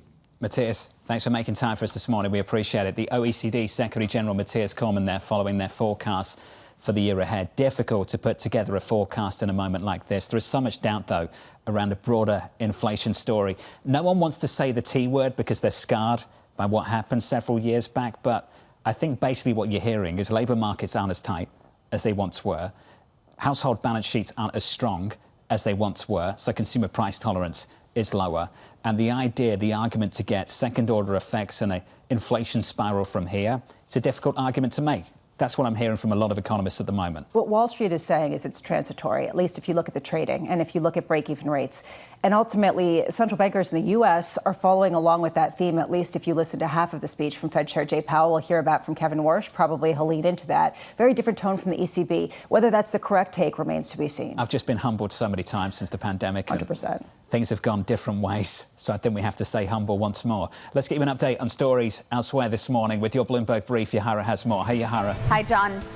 President Donald Trump insisting Iran is negotiating and desperate to make a deal. Iran publicly rejecting Washington's overtures and issuing conditions of its own. Fars News reporting Tehran wants Hormuz transit tolls. Now the latest on the deadly plane crash at New York's LaGuardia Airport. All but 4 of the passengers injured in the collision between an Air Canada plane and a fire truck have been released from the hospital. Roughly 40 people were treated for injuries. And the Postal Service is looking to raise prices to offset rising transport expenses, including the cost of fuel.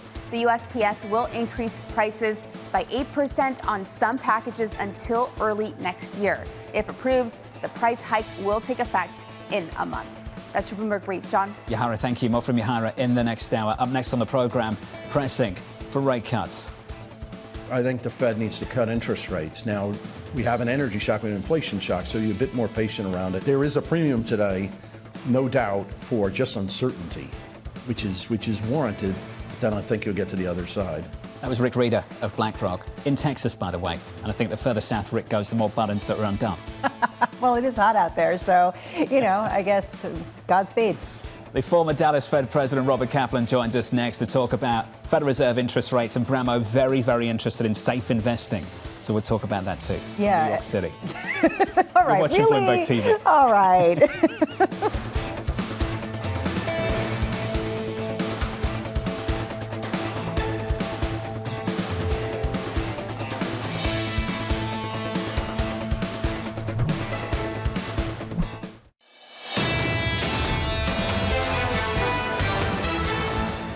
Equity futures near session lows with negative 0.8% on the S&P 500. Here's a quick look of what prices are doing this morning. On the Nasdaq, we're down by 1%. On the Russell, by 1.3%. Off the back of a move in crude, this is what the bond market looks like. Yields pushing higher once again. Twos very close to 4%, 393 up 5 basis points on 10s to 438. More supply yesterday. Week 2-year auction, week 5-year auction. 7-year supply coming up later this afternoon. Make a note of that one. And setting the tone for absolutely everything worldwide, the price of this right here. Brent and WTI. Brent crude 107. The president raising the stakes as we get closer and closer to that self-imposed deadline this weekend. If there is an escalation over the weekend, could you see some sort of sea change when it comes to expectations around oil? They have been somewhat contained because of the expectation that supply can come back online. Should that be removed from the equation with actual oil-producing facilities damaged? That changes things. Let's talk about rate policy. Under surveillance this morning, pressing for rate cuts. I think the Fed needs to cut interest rates. Now, we have an energy shock and an inflation shock, so you're a bit more patient around it. Who is affected by these interest rates today? Small businesses, young people, low income are really getting hurt by this interest rate. Maybe you wait a little bit before you drop the rate. There is a premium today, no doubt, for just uncertainty, which is warranted. Then I think you'll get to the other side. So here's the latest this morning. The former Fed chair candidate Rick Rieder calling for looser monetary policy as market expectations shift from rate relief to potential hikes. Robert Kaplan, the vice chairman of Goldman Sachs and former Dallas Fed president, joins us now for more. Mr. Kaplan, good to see you, sir. Good to see you. Thank you for making time for us. What should the Fed do in a moment like this? For the moment, they should do nothing, which is what they are doing. They should let this situation continue to evolve, keep monitoring it. I think maybe we'll have more clarity in the next 3 or 4 weeks, but we don't have it right now. The markets, the debt, the credit market, the treasury market, the stock market is pricing in that this won't last very long. You start to see today, it's starting to realize maybe it'll last longer, and we don't know. And so I think the Fed is wise to be a risk manager here and not a prognosticator. You've seen the response from the Fed, the ECB, the Bank of England. Is there a better response right now for you? Well, so what you saw is the Fed, I thought, appropriately was non-committal and balanced the markets repricing, rate cuts into either no action or even something on the other side, but they've been non-committal. The ECB and the Bank of England are much more sensitive. Europe is much more sensitive to the price of oil and fertilizer and these commodities. And so they're a little quicker to jump. We're a little more insulated in the United States. Even with that, I would have said to the Bank of England and ECB, they would be wise to be more non-committal now too, because there's so much uncertainty. We'll have a better sense in a month, and I would be careful not to overdo it. And I've noticed even they have backed off a little bit from the stridency of their comments. They may turn out to be right, their initial hawkish reaction, but I think it's too soon to jump to that. Rick Rieder was talking about the potential for rate cuts, in part because of the weaker economy heading into this. And a number of investors are pointing to nodes of fragility that are increasingly popping up in markets.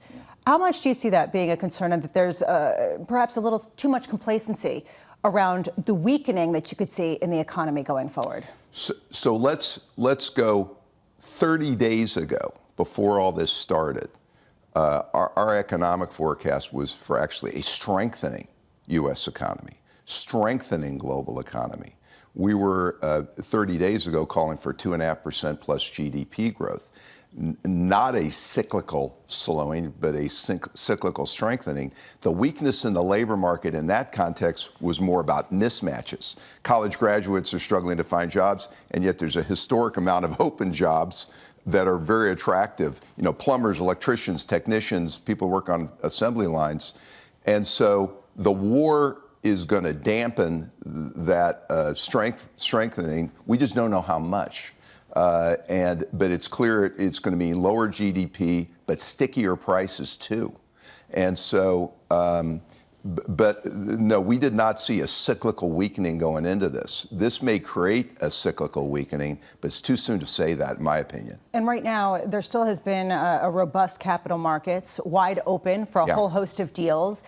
How long can that last? Should this continue to be roiling even just the front end of Treasury yields? Yeah, to your point, equity markets are not down very much. Credit spreads are a little wider, but they're hanging in there.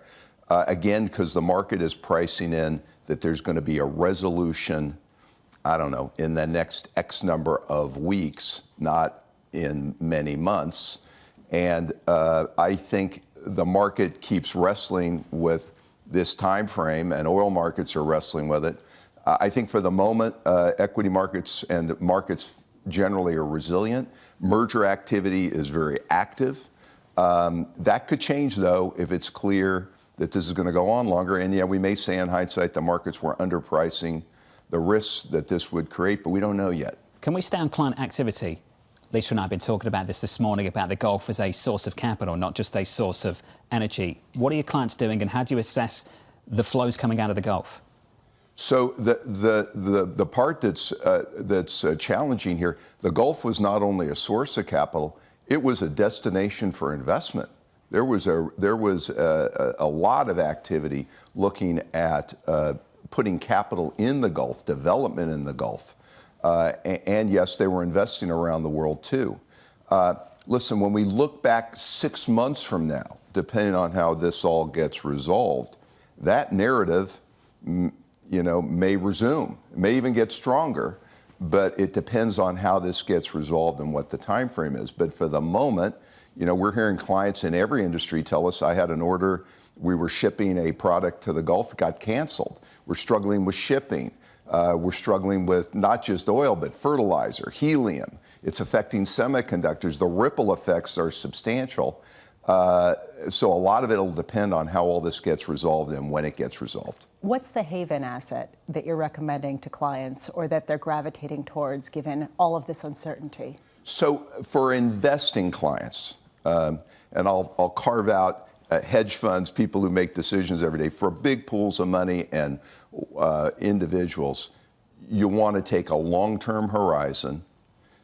Sometimes the best thing to do, and history has shown the best thing to do in this kind of period, is do nothing.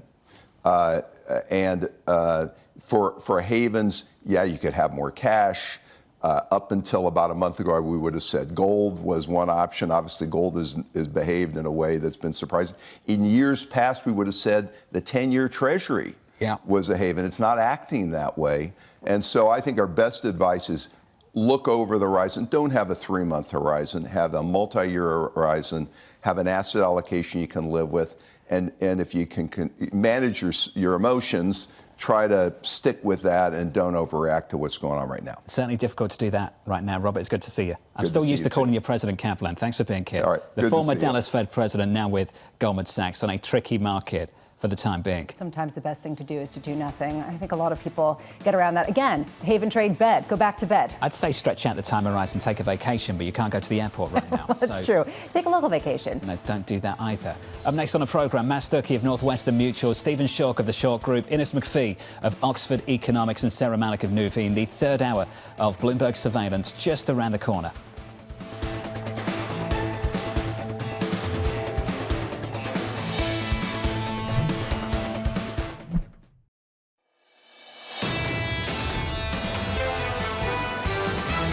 There's so much noise in the world, it's very difficult to be definitive around this. I'm worried about what the negative consequences are if this conflict continues to go on. What the equity markets are saying is that this will not metastasize into something which is larger. We are viewing U.S. equities as a bit of a safe haven in this environment. The bar for bad news is obviously exceptionally high. This is Bloomberg Surveillance with Jonathan Ferro, Lisa Abramowicz, and Annmarie Hordern. Live from New York City this morning. Good morning for our audience worldwide. The third hour of Bloomberg Surveillance starts right now. The price action looks like this. Equities declining across the board on the S&P 500, negative by 0.9%, down 1% on the Nasdaq. Higher crude prices unlocking this in the bond market. Higher bond yields, 2s, 10s, 30s, yields pushing higher. On 2s up by 6 basis points now to 394. On 10s approaching 440 again. With this in the commodity market, Brent and WTI pushing much higher, up by more than 5% on Brent, very close to 108. This statement from the president earlier on this morning, Iran better get serious soon before it's too late, because once that happens, there's no turning back. It won't be pretty. It's Thursday. We're only a day and a half away from the self-imposed deadline. And if President Trump is putting out statements talking about how Iran better get serious, it doesn't give the markets that much confidence that they are that much closer to some sort of negotiated release or negotiated conclusion. That said, taking a step back, it is such a difficult moment to understand exactly what the threshold is for there to be an exponential jump in expectations for both oil prices as well as the destruction to some some of the oil production facilities, and that, I think, is what we seem to be approaching heading into the weekend. I will say we had a massive turnaround Monday morning, whipsawed by that statement from the president, taking away the near-term escalation risk and opening the door to a diplomatic effort. But if you look at the bond market, pull it up again. 2s and 10s are very close to where they were on Monday morning before that post. That move has persisted even with the administration opening the door to talks with Iran. I've actually been spending the morning trying to understand this and trying to understand if it's coming from inflation expectations. You're not seeing it in break-even rates, whether it's coming to the volatility in potential inflation expectations, so you need more term premia, or is it a question of just investors pulling back, selling what they can, the same kind of reaction that you're seeing in gold. And you've mentioned Mohammed El-Arian's piece about Gulf investors in particular, also Asian investors. A lot of these nations are having to raise money in order to finance and offset some of the pain that a lot of individuals are feeling. Is that part of what's behind the increase in yields, as so many investors around this table say they're actually seeing opportunities start to unlock itself, at least in the front of the yield curve? 2-year auction soft, 5-year auction weak, 7-year auction later on this afternoon. And 7-year auctions, we've had a history of this over the last few years.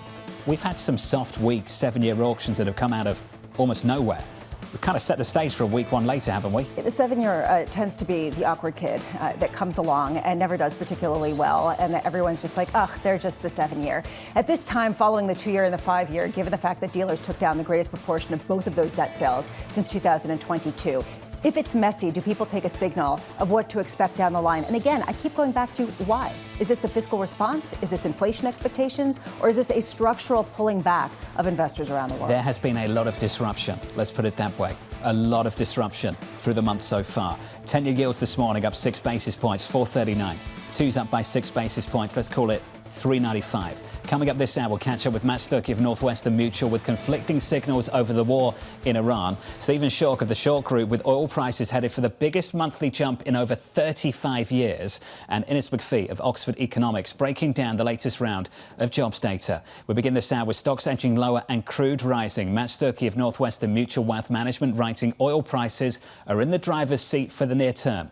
Breaking this correlation is likely going to require an energy flow solution. Until then, volatility is likely to remain very elevated. Matt joins us now for more. Matt, welcome. What are you advocating for going into a self-imposed deadline this weekend where we're confronting substantial two-way risk? This could break one way or the other aggressively.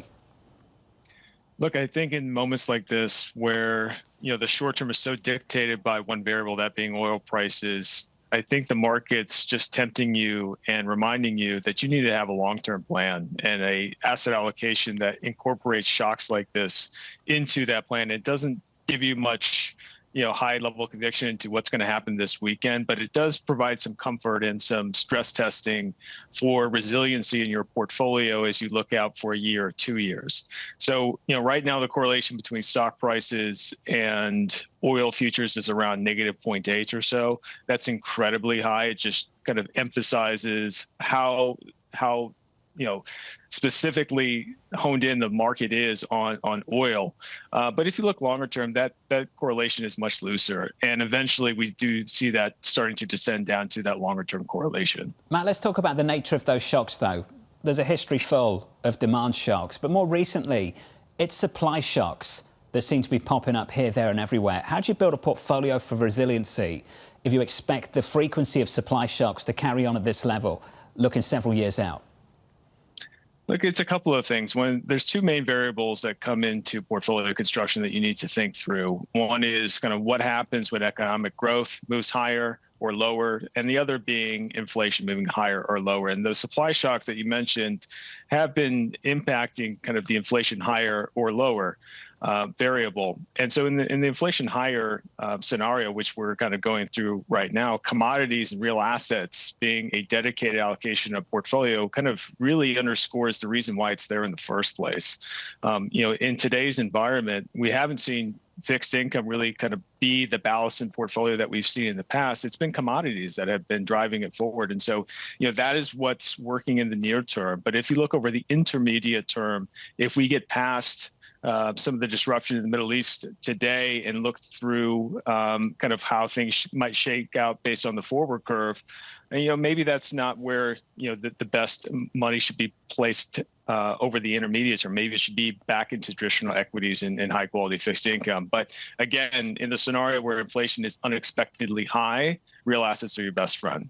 Matt, do we already know enough based on how this conflict has transpired, how the world's physical market has responded, to start shifting allocations more into commodity-exposed sectors?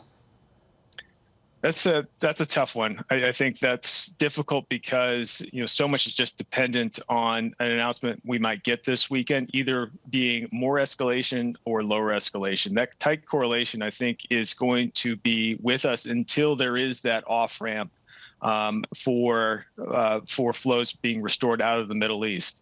So in terms of kind of what to do here, I think you maintain your portfolio allocations. If that requires some rebalancing, I think you do that. But in terms of just kind of looking for an off ramp in the portfolio to kind of lessen some of the pain, I think that's too short term in nature in terms of overall kind of portfolio hygiene. When we speak to commodity strategists, they talk about a nonlinearity, that the longer this goes on, the pain doesn't just get a little bit worse, it gets significantly worse all at once. Is there a time frame or is there a sense of when you'll reach a point where you will be more definitive about what a potential outcome could look like and take more definitive action within your portfolios? That's a really good question. And it kind of underscores kind of, the risk that if this stays in place, this disruption in the Middle East, what does that mean for global commodity markets? In reality right now, we've kind of ripped a 10, 11 million barrel per day kind of hole in supply to the global crude market, right now just through shut-ins. And there's the risk that this gets worse if there isn't flows restored coming out of the Middle East.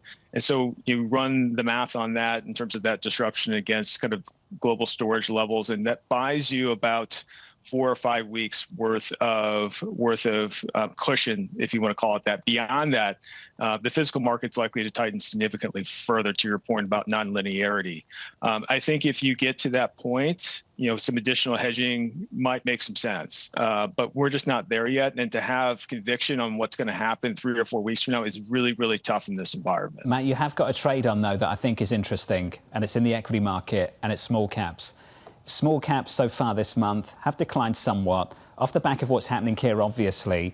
Energy's pushing rates higher. It's pushing out rate cuts. Why the overweight on small caps right now? Jonathan, I think that really kind of ties back to our earlier conversation about the intermediate term, and just kind of rewind the clock back to, not the start of March, but the start of January and February. What we were seeing was a sustained rotation into that area. I think a continued overweight to small cap is a view that the volatility that we're seeing in the commodities markets, and because of the disruption of flows from the Middle East, has an end date to it. It's hard to have a conviction about what specifically that end date is, but if we have an intermediate time horizon, that helps with that view. And what we were seeing heading into this was rising earnings expectations combined with attractive relative valuations. And to us, I think that is likely what we are going to continue to lean on to support our overweight view. Matt, looking at your overweight in equity, so small versus large, underweight large cap, and then comparing it to your overweight in IG credit and underweight in high yield. Usually if someone said to me they were overweight small caps in the equity market, guess where we are in credit? I'd say you probably like high yield. Why the difference there, that slight nuance? I think when we started this year, the nuance was reflected of pricing. So if we started, 2026 at near 20-some-year tights in credit spreads, the pricing there just wasn't really necessarily commensurate with the risk profile of high yield. And now I understand that there are tight correlations between credit spreads and the performance of cyclical parts of the equity market, like small cap specifically. But against a kind of more compressed earnings profile in the small cap space and a price point that was in the mid-teens, we just thought it was better to put the incremental dollar in the small cap space versus the high yield. Now, certainly we don't necessarily expect small cap performance to perform up to our level of expectations if we see spreads continue to widen out. But in terms of the incremental dollar, we thought it was better served in the small cap space. Interesting. Matt, thank you, sir. Matt Stucky there of Northwestern Mutual Wealth Management, always looking through people's positions and looking for these pockets of tension, and that's a pocket of tension that jumped out to me. Yeah, and it goes to a point that Howard Marks was making, not necessarily about small caps in any way, shape or form, but in certain sectors, maybe equity risk is better than credit risk because you're not getting compensated sufficiently for the credit spread. And that ultimately is something that an increasing number of investors are looking at, particularly tied to AI, given the potential spread of outcomes in that sector. That's well framed. Russell futures right now down by about 1% on the S&P, attempting to recover, just bouncing off session lows, still negative by 0.75%. With an update on stories elsewhere this morning, with your Bloomberg brief, Yahaira has more. Hey, Yahaira. Hi, John. President Donald Trump posting on Truth Social that Iranian negotiators are, quote, begging to make a deal. The president urging Iran to get serious before it's too late, writing, once that happens, there is no turning back and it won't be pretty. Axios reporting this morning that the Pentagon is gearing up for a massive final blow of the war. Ex-Goldman CEO Blankfein is warning of a fire risk in private markets. Blankfein telling Bloomberg the accumulation of unsold private assets on investors' balance sheets is a warning that some may be overvalued and a spark could trigger a widespread markdown. And the average Wall Street bonus jumping to a record last year, rising 6% to $246,900, according to estimates from the New York State's controller, with the total payout pool rising to over $49 billion as profits and revenues soared for the banking sector. That's your Bloomberg Brief, John. Yahaira, thank you. Thank you very much. More from Yahaira later this hour. Up next on the programme, the Morning Calls Plus, Stephen Schork of the Schork Group as crude prices continue climbing. Live from New York City this morning. Good morning.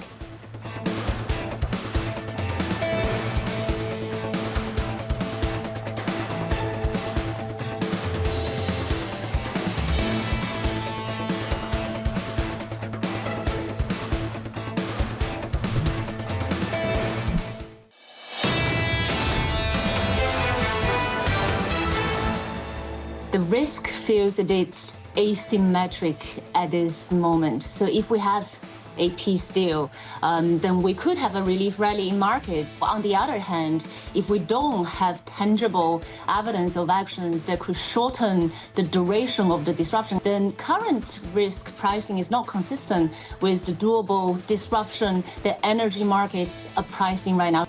Copy and paste, cut it, repeat it. We've heard that so many times since this war started. Wei Li there of BlackRock on the disconnect between energy and what's happening in risk assets. Risk looks like this morning. We're negative by 0.75% on the S&P, down by 0.9 on the Nasdaq, down by more than 1% on the Russell, unlocking higher yields in the bond market, 2s, 10s and 30s. 2s really close to 4% again, up 4 basis points on the day to 392, up 4 on 10s to 4.38. More supply later. We've talked a lot about that 7-year auction, so look out for that later this afternoon. In the commodity market, crude, Brent and WTI higher by some 4%. 107 on Brent, WTI at 94. A couple of headlines worth going over. Done it a few times already this morning. This came from the president directly. They better get serious, Iran. Better get serious soon before it's too late, because once that happens, there's no turning back. It won't be pretty. This is the final 2 days of negotiations against the self-imposed deadline for them that the president set earlier on this week.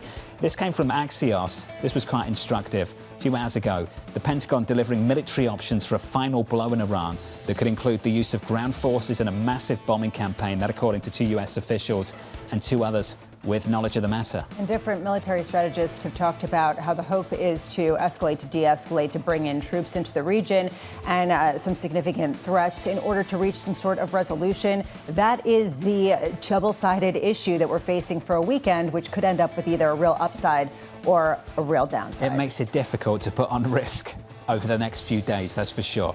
Let's get you some morning calls. First up, UBS upgrading new call to buy, calling it, quote, largely insulated from the war with Iran. That stock is up by 1%. Your second call from Bernstein, downgrading Qualcomm to market perform, believing memory issues will worsen. That name is down by close to 2%. And finally, D.A. Davison raising its price target on clear, highlighting opportunity from the partial government shutdown. Their stock is just about unchanged. We've got someone around the table with some experience of that. Okay, I always thought it was week. a scam, a pay to play. You know, if you've got money to pay, you can skip the line, and it felt just really unfair to me. But sure enough, sure felt good this week, didn't it? Went ahead, never felt so happy about spending that money, and I totally sold out. So I understand the upgrade. I can't wait to see the chart, just how many other people have 100% have done the same thing. Let's turn back to our top story. Oil prices whipsawing as the US and Iran offer conflicting comments on ceasefire discussions. Stephen Schork of the Schork Group writing the following: the gap between market optimism and ground truth is dangerous. The market is pricing a panic, not a new normal. Stephen joins us now for more. Stephen, welcome back. I've heard this a lot. We've all heard this a lot. The disconnect between the physical market and the paper market. What explains it, one? And two, how do you think it's going to resolve?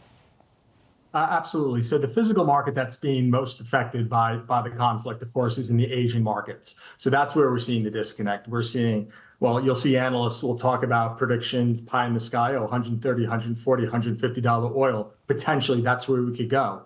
You know what? We're already there in the Asian markets. So there's the disconnect. The money that's being traded, the quotes that we see here on Bloomberg are for NYMEX WTI, for ICE Brent crude oil. These are markets that are based in the Atlantic Basin. And as we just saw yesterday with the EIA weekly update on petroleum, the Atlantic Basin is well supplied with oil. So the contracts we are looking at are depressed because they're in a market area that is secondary to where the real action is. So it's that massive disconnect on the physical side.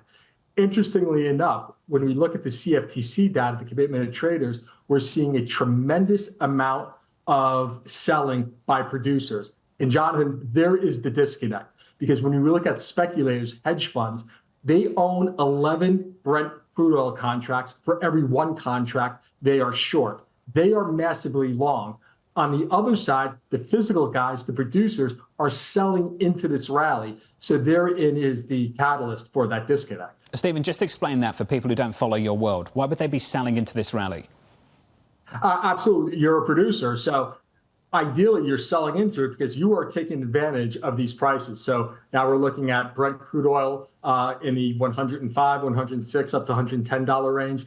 WTI in the mid $90. Yeah, got it right up there on the screen there. Thank you. And so what that's telling us is the physical guys are taking advantage of this. Could the prices go higher? Absolutely. But the guys that know the best, selling physical cargoes, they're more than happy to lock in their production at this point. And therein lies a problem and a potential trap if we do get a resolution sooner rather than later. With the funds being long 11-1, there are no longer any natural buyers left in this market. So if there is a panic to liquidate your positions, it's going to be a mass run to the exits, and you'll see a significant downdraft on a massive squeeze.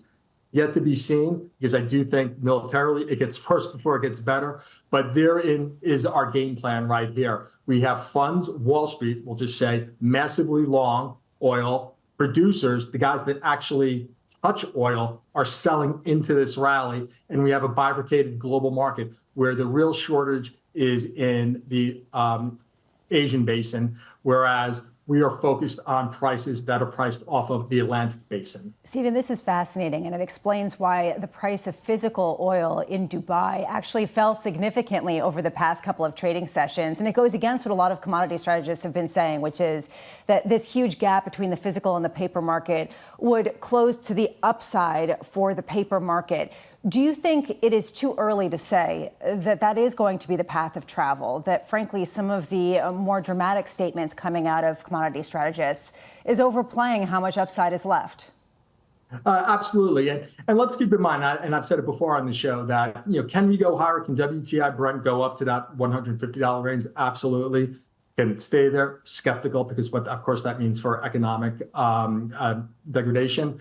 But to your point with the physical market in Asia coming off, it's coming off because access to that physical oil is really difficult. So if you don't have the product, you really can't charge a premium. What we are seeing now is a shift to the Gulf Coast. We're seeing what it takes, the premiums of bringing West Texas oil down to Houston to get to the Gulf Coast.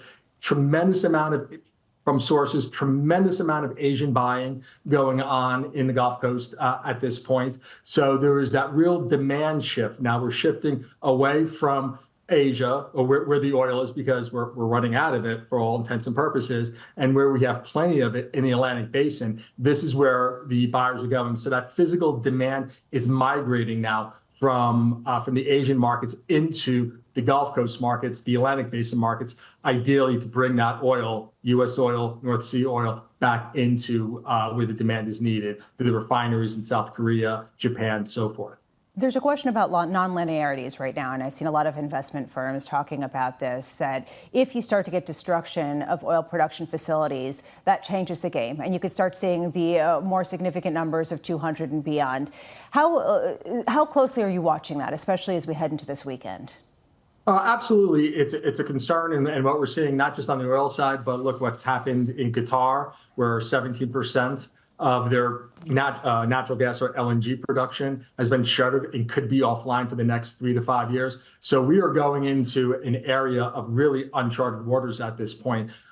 I'm reticent to call $200 oil mathematically. From a quantitative probabilistic modeling, I've mapped it out. Yes, theoretically, we could get up to $238 oil by the end of this year, but I really think that argument is moot. And I'll go back to history, because back in 2008, when oil was at 140, 145, nearly $150 a barrel, all the smart people on Wall Street were mapping out $200. Absolutely, we're going there. Well, you know what happened before we got there? We hit the Great Recession. So at this point, can we get there? Yes, potentially. But there is really no staying power, because the demand destruction will be so significant that we'll see a worldwide contraction in economic growth. And as the saying goes, high prices are the cure for high prices. You make those prices high enough, you'll either get the supply to meet that, or you'll get the demand destruction to pull those prices lower. Stephen, it's good to see you. Thanks for breaking it down. Stephen Schork there of the Schork Group, heading into a weekend with substantial two-way risk, and just some illumination there about the air pocket we could hit to the downside if we get a resolution to this war. It was refreshing to hear that. I was surprised by the fact that physical oil prices out of Dubai actually have contracted over the past couple of days. It's not clear exactly how this is going to break, which continues to add to the uncertainty heading into the weekend. Not clear who's getting through the strait and who isn't at the moment. That's true also, and what supplies look like. Equity futures right now on the S&P 500. Near session lows. Up next, we'll get you some data. Jobless claims in America set to cross. And it's McFee of Oxford Economics will be with us around the table to break it down.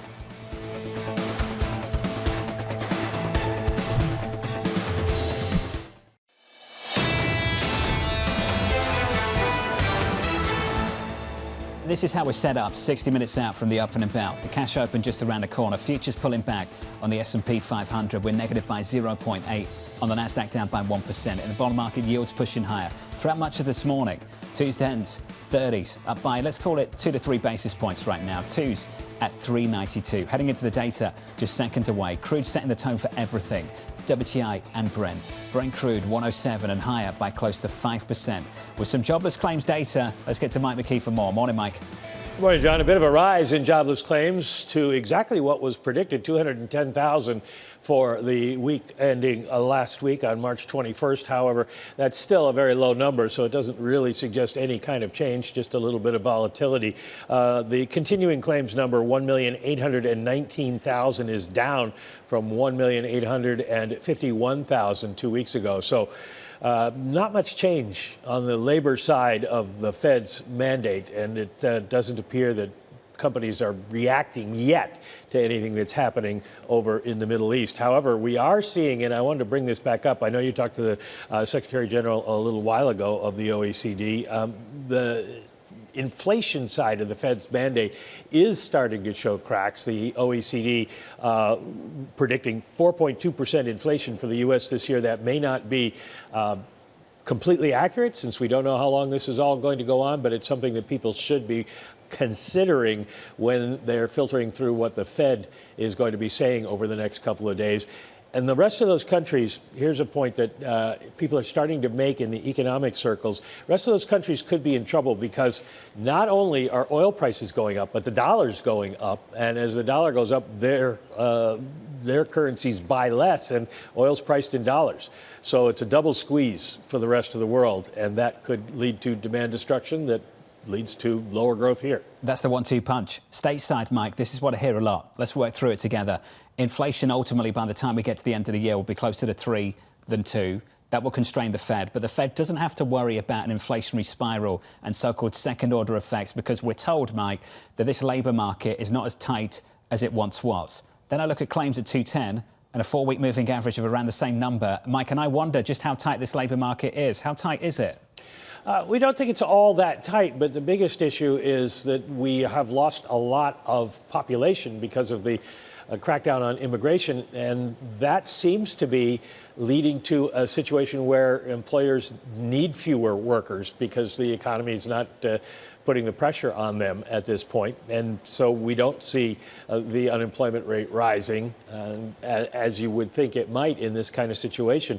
But nobody knows for sure. This is one of those things we'll be looking back on 5 years from now and have a better handle on exactly what's going on. But as I think Jay Powell said in his news conference the other day, the economy's still performing relatively well. There are all these clouds on the horizon, though. That's the big question is, does the OECD's forecast come true? And do we see the rest of the world slow down and the U.S. economy slow down? No sign yet, really. Mike McKee, thank you, sir. It's one of the biggest differences between now and, say, 2022. Back in 22, unemployment was around, what, 3.5%? Now it's closer to 4.5 than it is to 3.5. And the fiscal impulse was different then, too, with money printing in a much more significant way. That said, this explains why it's so confusing, this moment. Because on one hand, you could say, well, inflation is picking up. And even before the potential oil price shock, you saw that yesterday. Mike was talking about import prices and how much they increased versus expectations. On the other hand, things are still good and actually might have even been improving during the remainder of this year had it not been for what we're seeing in oil. Claims at 210 is good news. That's good news for this labour market. No other way of talking about it. So that's the labour market. That's how the stage is set. This is how the stage is set for diplomacy right now. The president, heading into the weekend, a self-imposed deadline for talks between the US and Iran. And this line from him this morning, they better get serious soon before it's too late, because once that happens, there is no turning back. And it won't be pretty. Anne-Marie's been tracking the story down in D.C. Anne-Marie, how is the stage set going into this one? That self-imposed deadline only 2 days away. That self-imposed deadline is just days away, Jonathan, and the president is out with another warning to the Iranian regime, another threat that you better get serious when it comes to diplomacy, or it's not going to be pretty for you. At the same time, there's also reporting this morning from Axios that's talking about the Pentagon is preparing these potential options for a, quote, final blow. And the details, if you look at in that story, really go towards the heart of what the United States wants, would be opening up the Strait of Hormuz, potentially getting some assets on the ground in some of these key islands that are in the strait that the Iranians need to control the strait.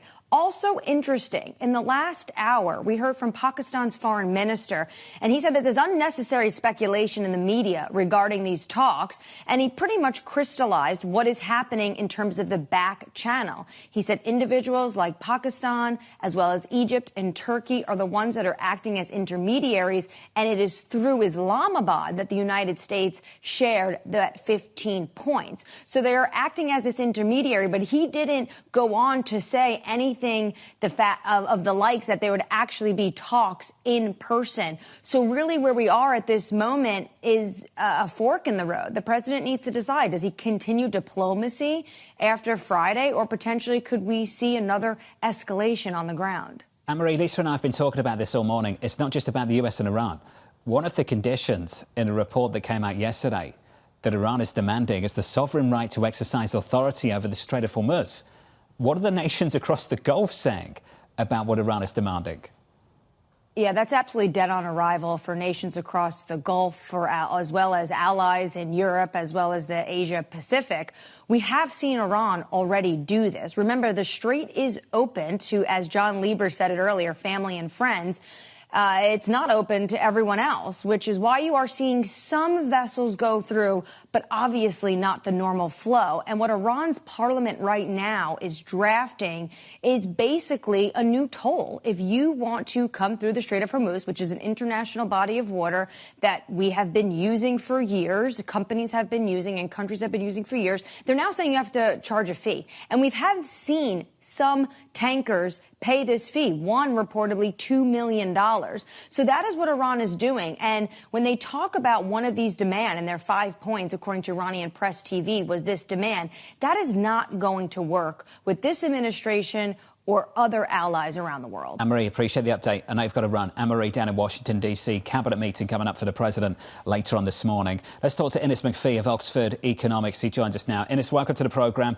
Labour market data's OK. The threat of escalation still very much on the horizon. Walk us through how you're tracking the damage, how this is turning up in the data that we've seen so far. Thanks, John. Well, I think, the first thing to say is that we're going to see this really have an impact on inflation, first of all, flow through to real incomes. On the positive side, we're obviously going to see more output from the oil sector in the US. But really, we're going to start to see that impact on the economy or that impact on consumer demand start to bleed through, I would say, really in the second half of the year. Now, elsewhere, outside of the US, in Europe, for example, the impact is going to take a little longer because, of course, gas prices are much more impactful there. That's much more the driving force of the economic impact. And that won't really start to have a big impact on energy prices that firms and households pay until around the winter. So much more of a sort of Q4, Q1 impact for the European economies. How fragmented is the global economy right now when it comes to growth outlooks in response to this oil price shock? There's a feeling on Wall Street that the United States market is pretty insulated based on its own oil production and its self-sufficiency versus, say, Asian economies in Europe that are much more exposed and have greater downside risk to growth. Do you agree with that? Do you see that kind of shaking out in a significant way? Absolutely. Just from a high-level perspective, what we're really seeing is a lot of the cracks starting to develop in the global economy. A lot of the typical sort of vulnerabilities that you might expect to be corrected through a recession or some sort of economic downturn.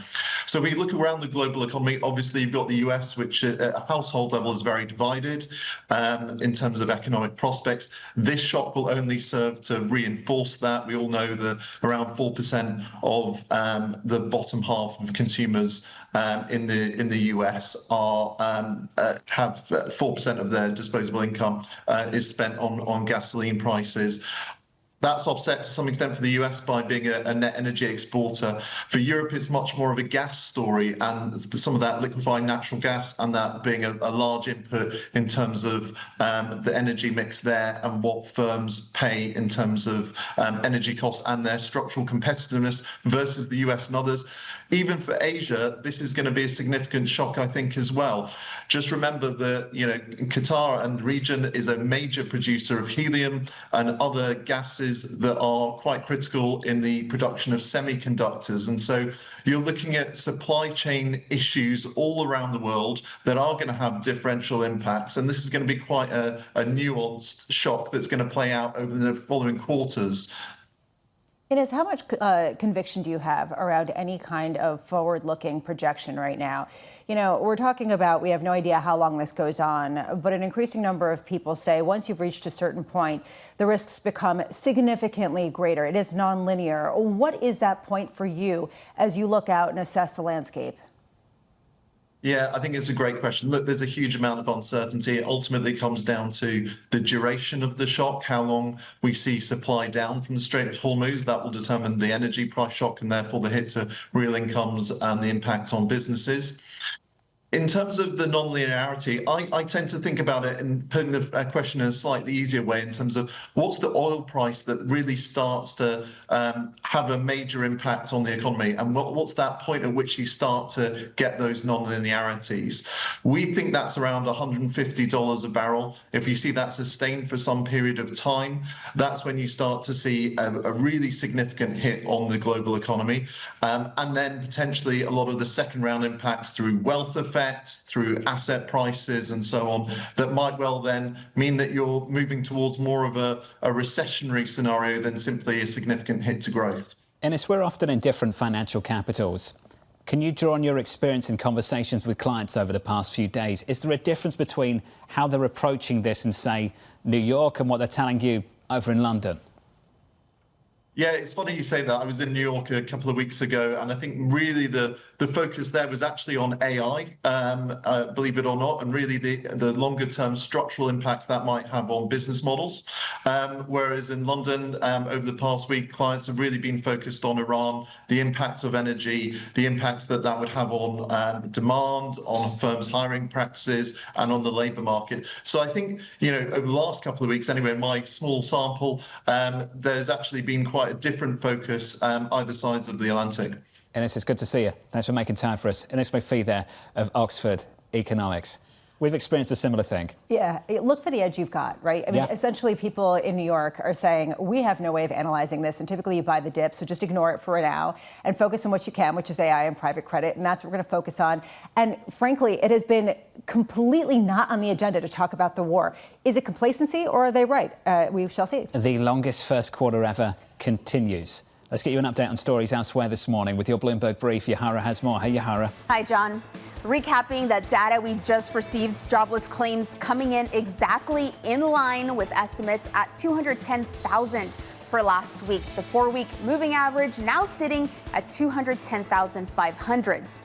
Continuing claims ticking down by 8,000, coming in at 1.82 million. A private credit fund managed by Ares saw its steepest monthly loss on record in February. It's the latest domino to fall in a broader sell-off across public debt markets, which Ares uses to assign prices to its assets. The firm recently capping withdrawals at 5% of the fund's net assets. And in sports, the New York Yankees defeating the San Francisco Giants 7-0 last night to kick off the 2026 MLB season. The rest of the majors will open today with the Mets hosting reigning National League Cy Young winner Paul Skeens and the Pittsburgh Pirates. That's your Bloomberg Brief, John. We've had a Greenland crisis. Yahara, thank you. We've had a Venezuela crisis, had a private credit crisis, had an AI disruption crisis, had a crisis in the Middle East, all in the first quarter of the year. I'm having a crisis. That's how I feel about this, and I think everyone does. It feels like people are becoming benumbed a little bit in New York. It's just enough crises already. Right. It continues. Up next on the programme, Saira Malik of Nuveen. Still expecting 1 to 2 rate cuts this year, plus Danny drops by. She's got some morning movers for you. Energy stocks up on the president's latest warning to Iran.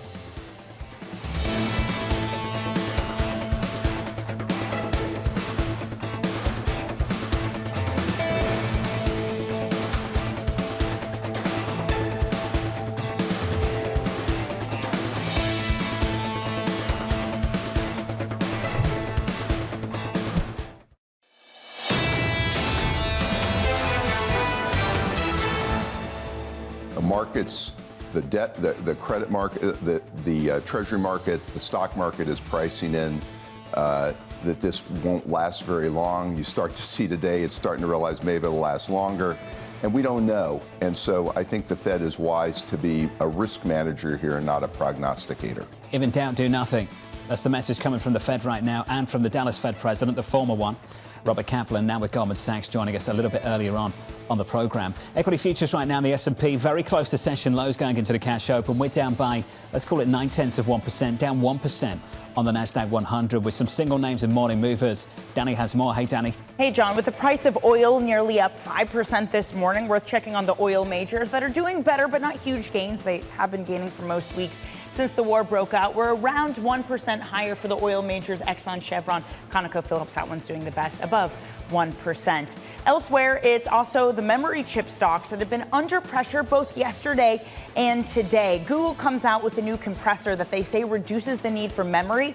But a lot of the analysts point out that this really isn't that big of a difference. Link's equity analyst saying, whatever. It's only going to make a tiny difference for need for memory. But these stocks have had a huge run up, so not surprising to see some of the air come out. SanDisk down 3.6%, Micron down nearly 3%.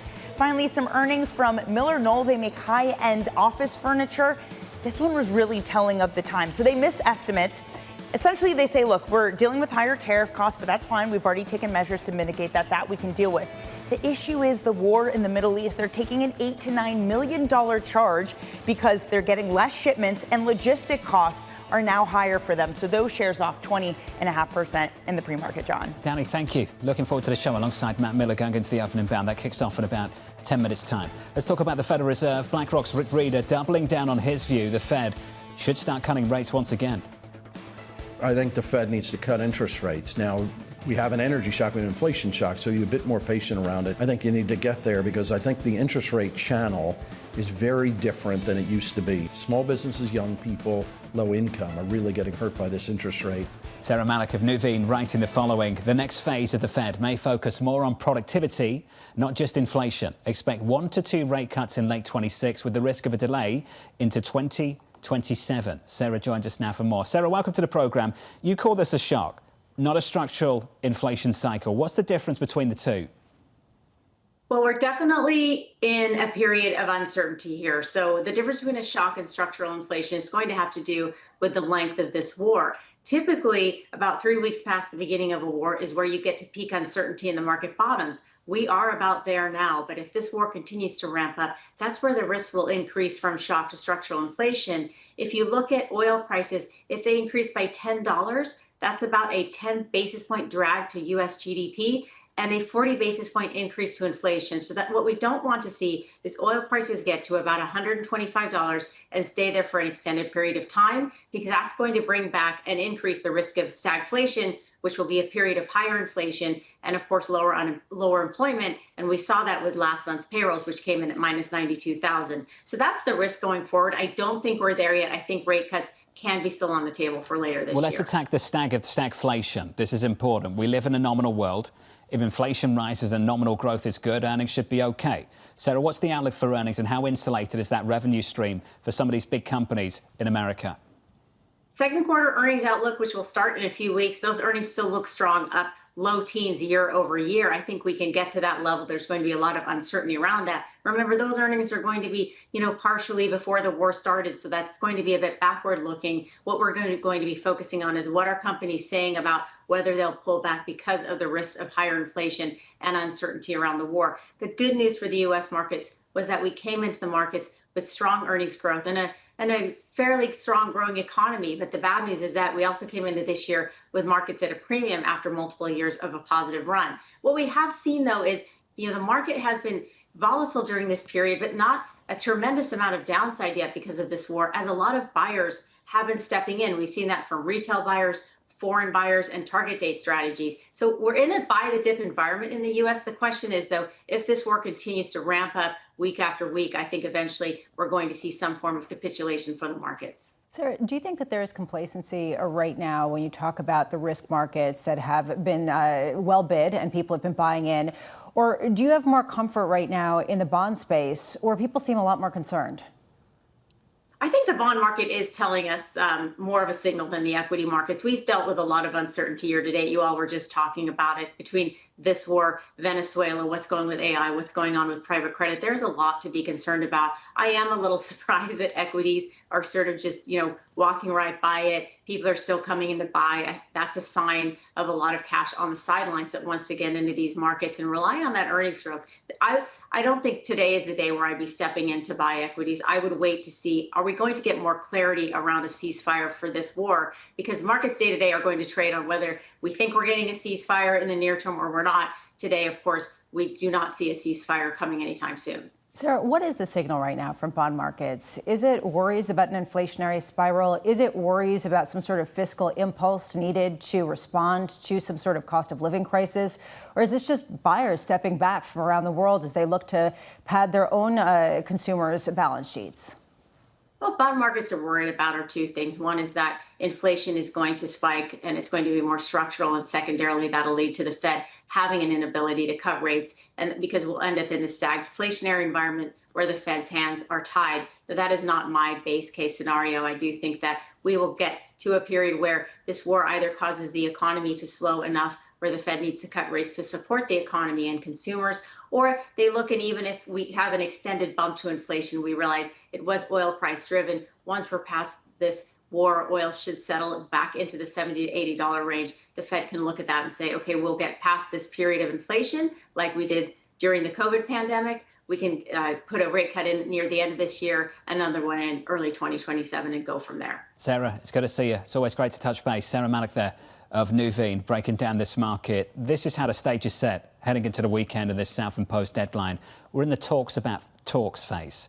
It's always a tricky moment. You've got both sides trying to anchor to the extreme and build leverage as we go on.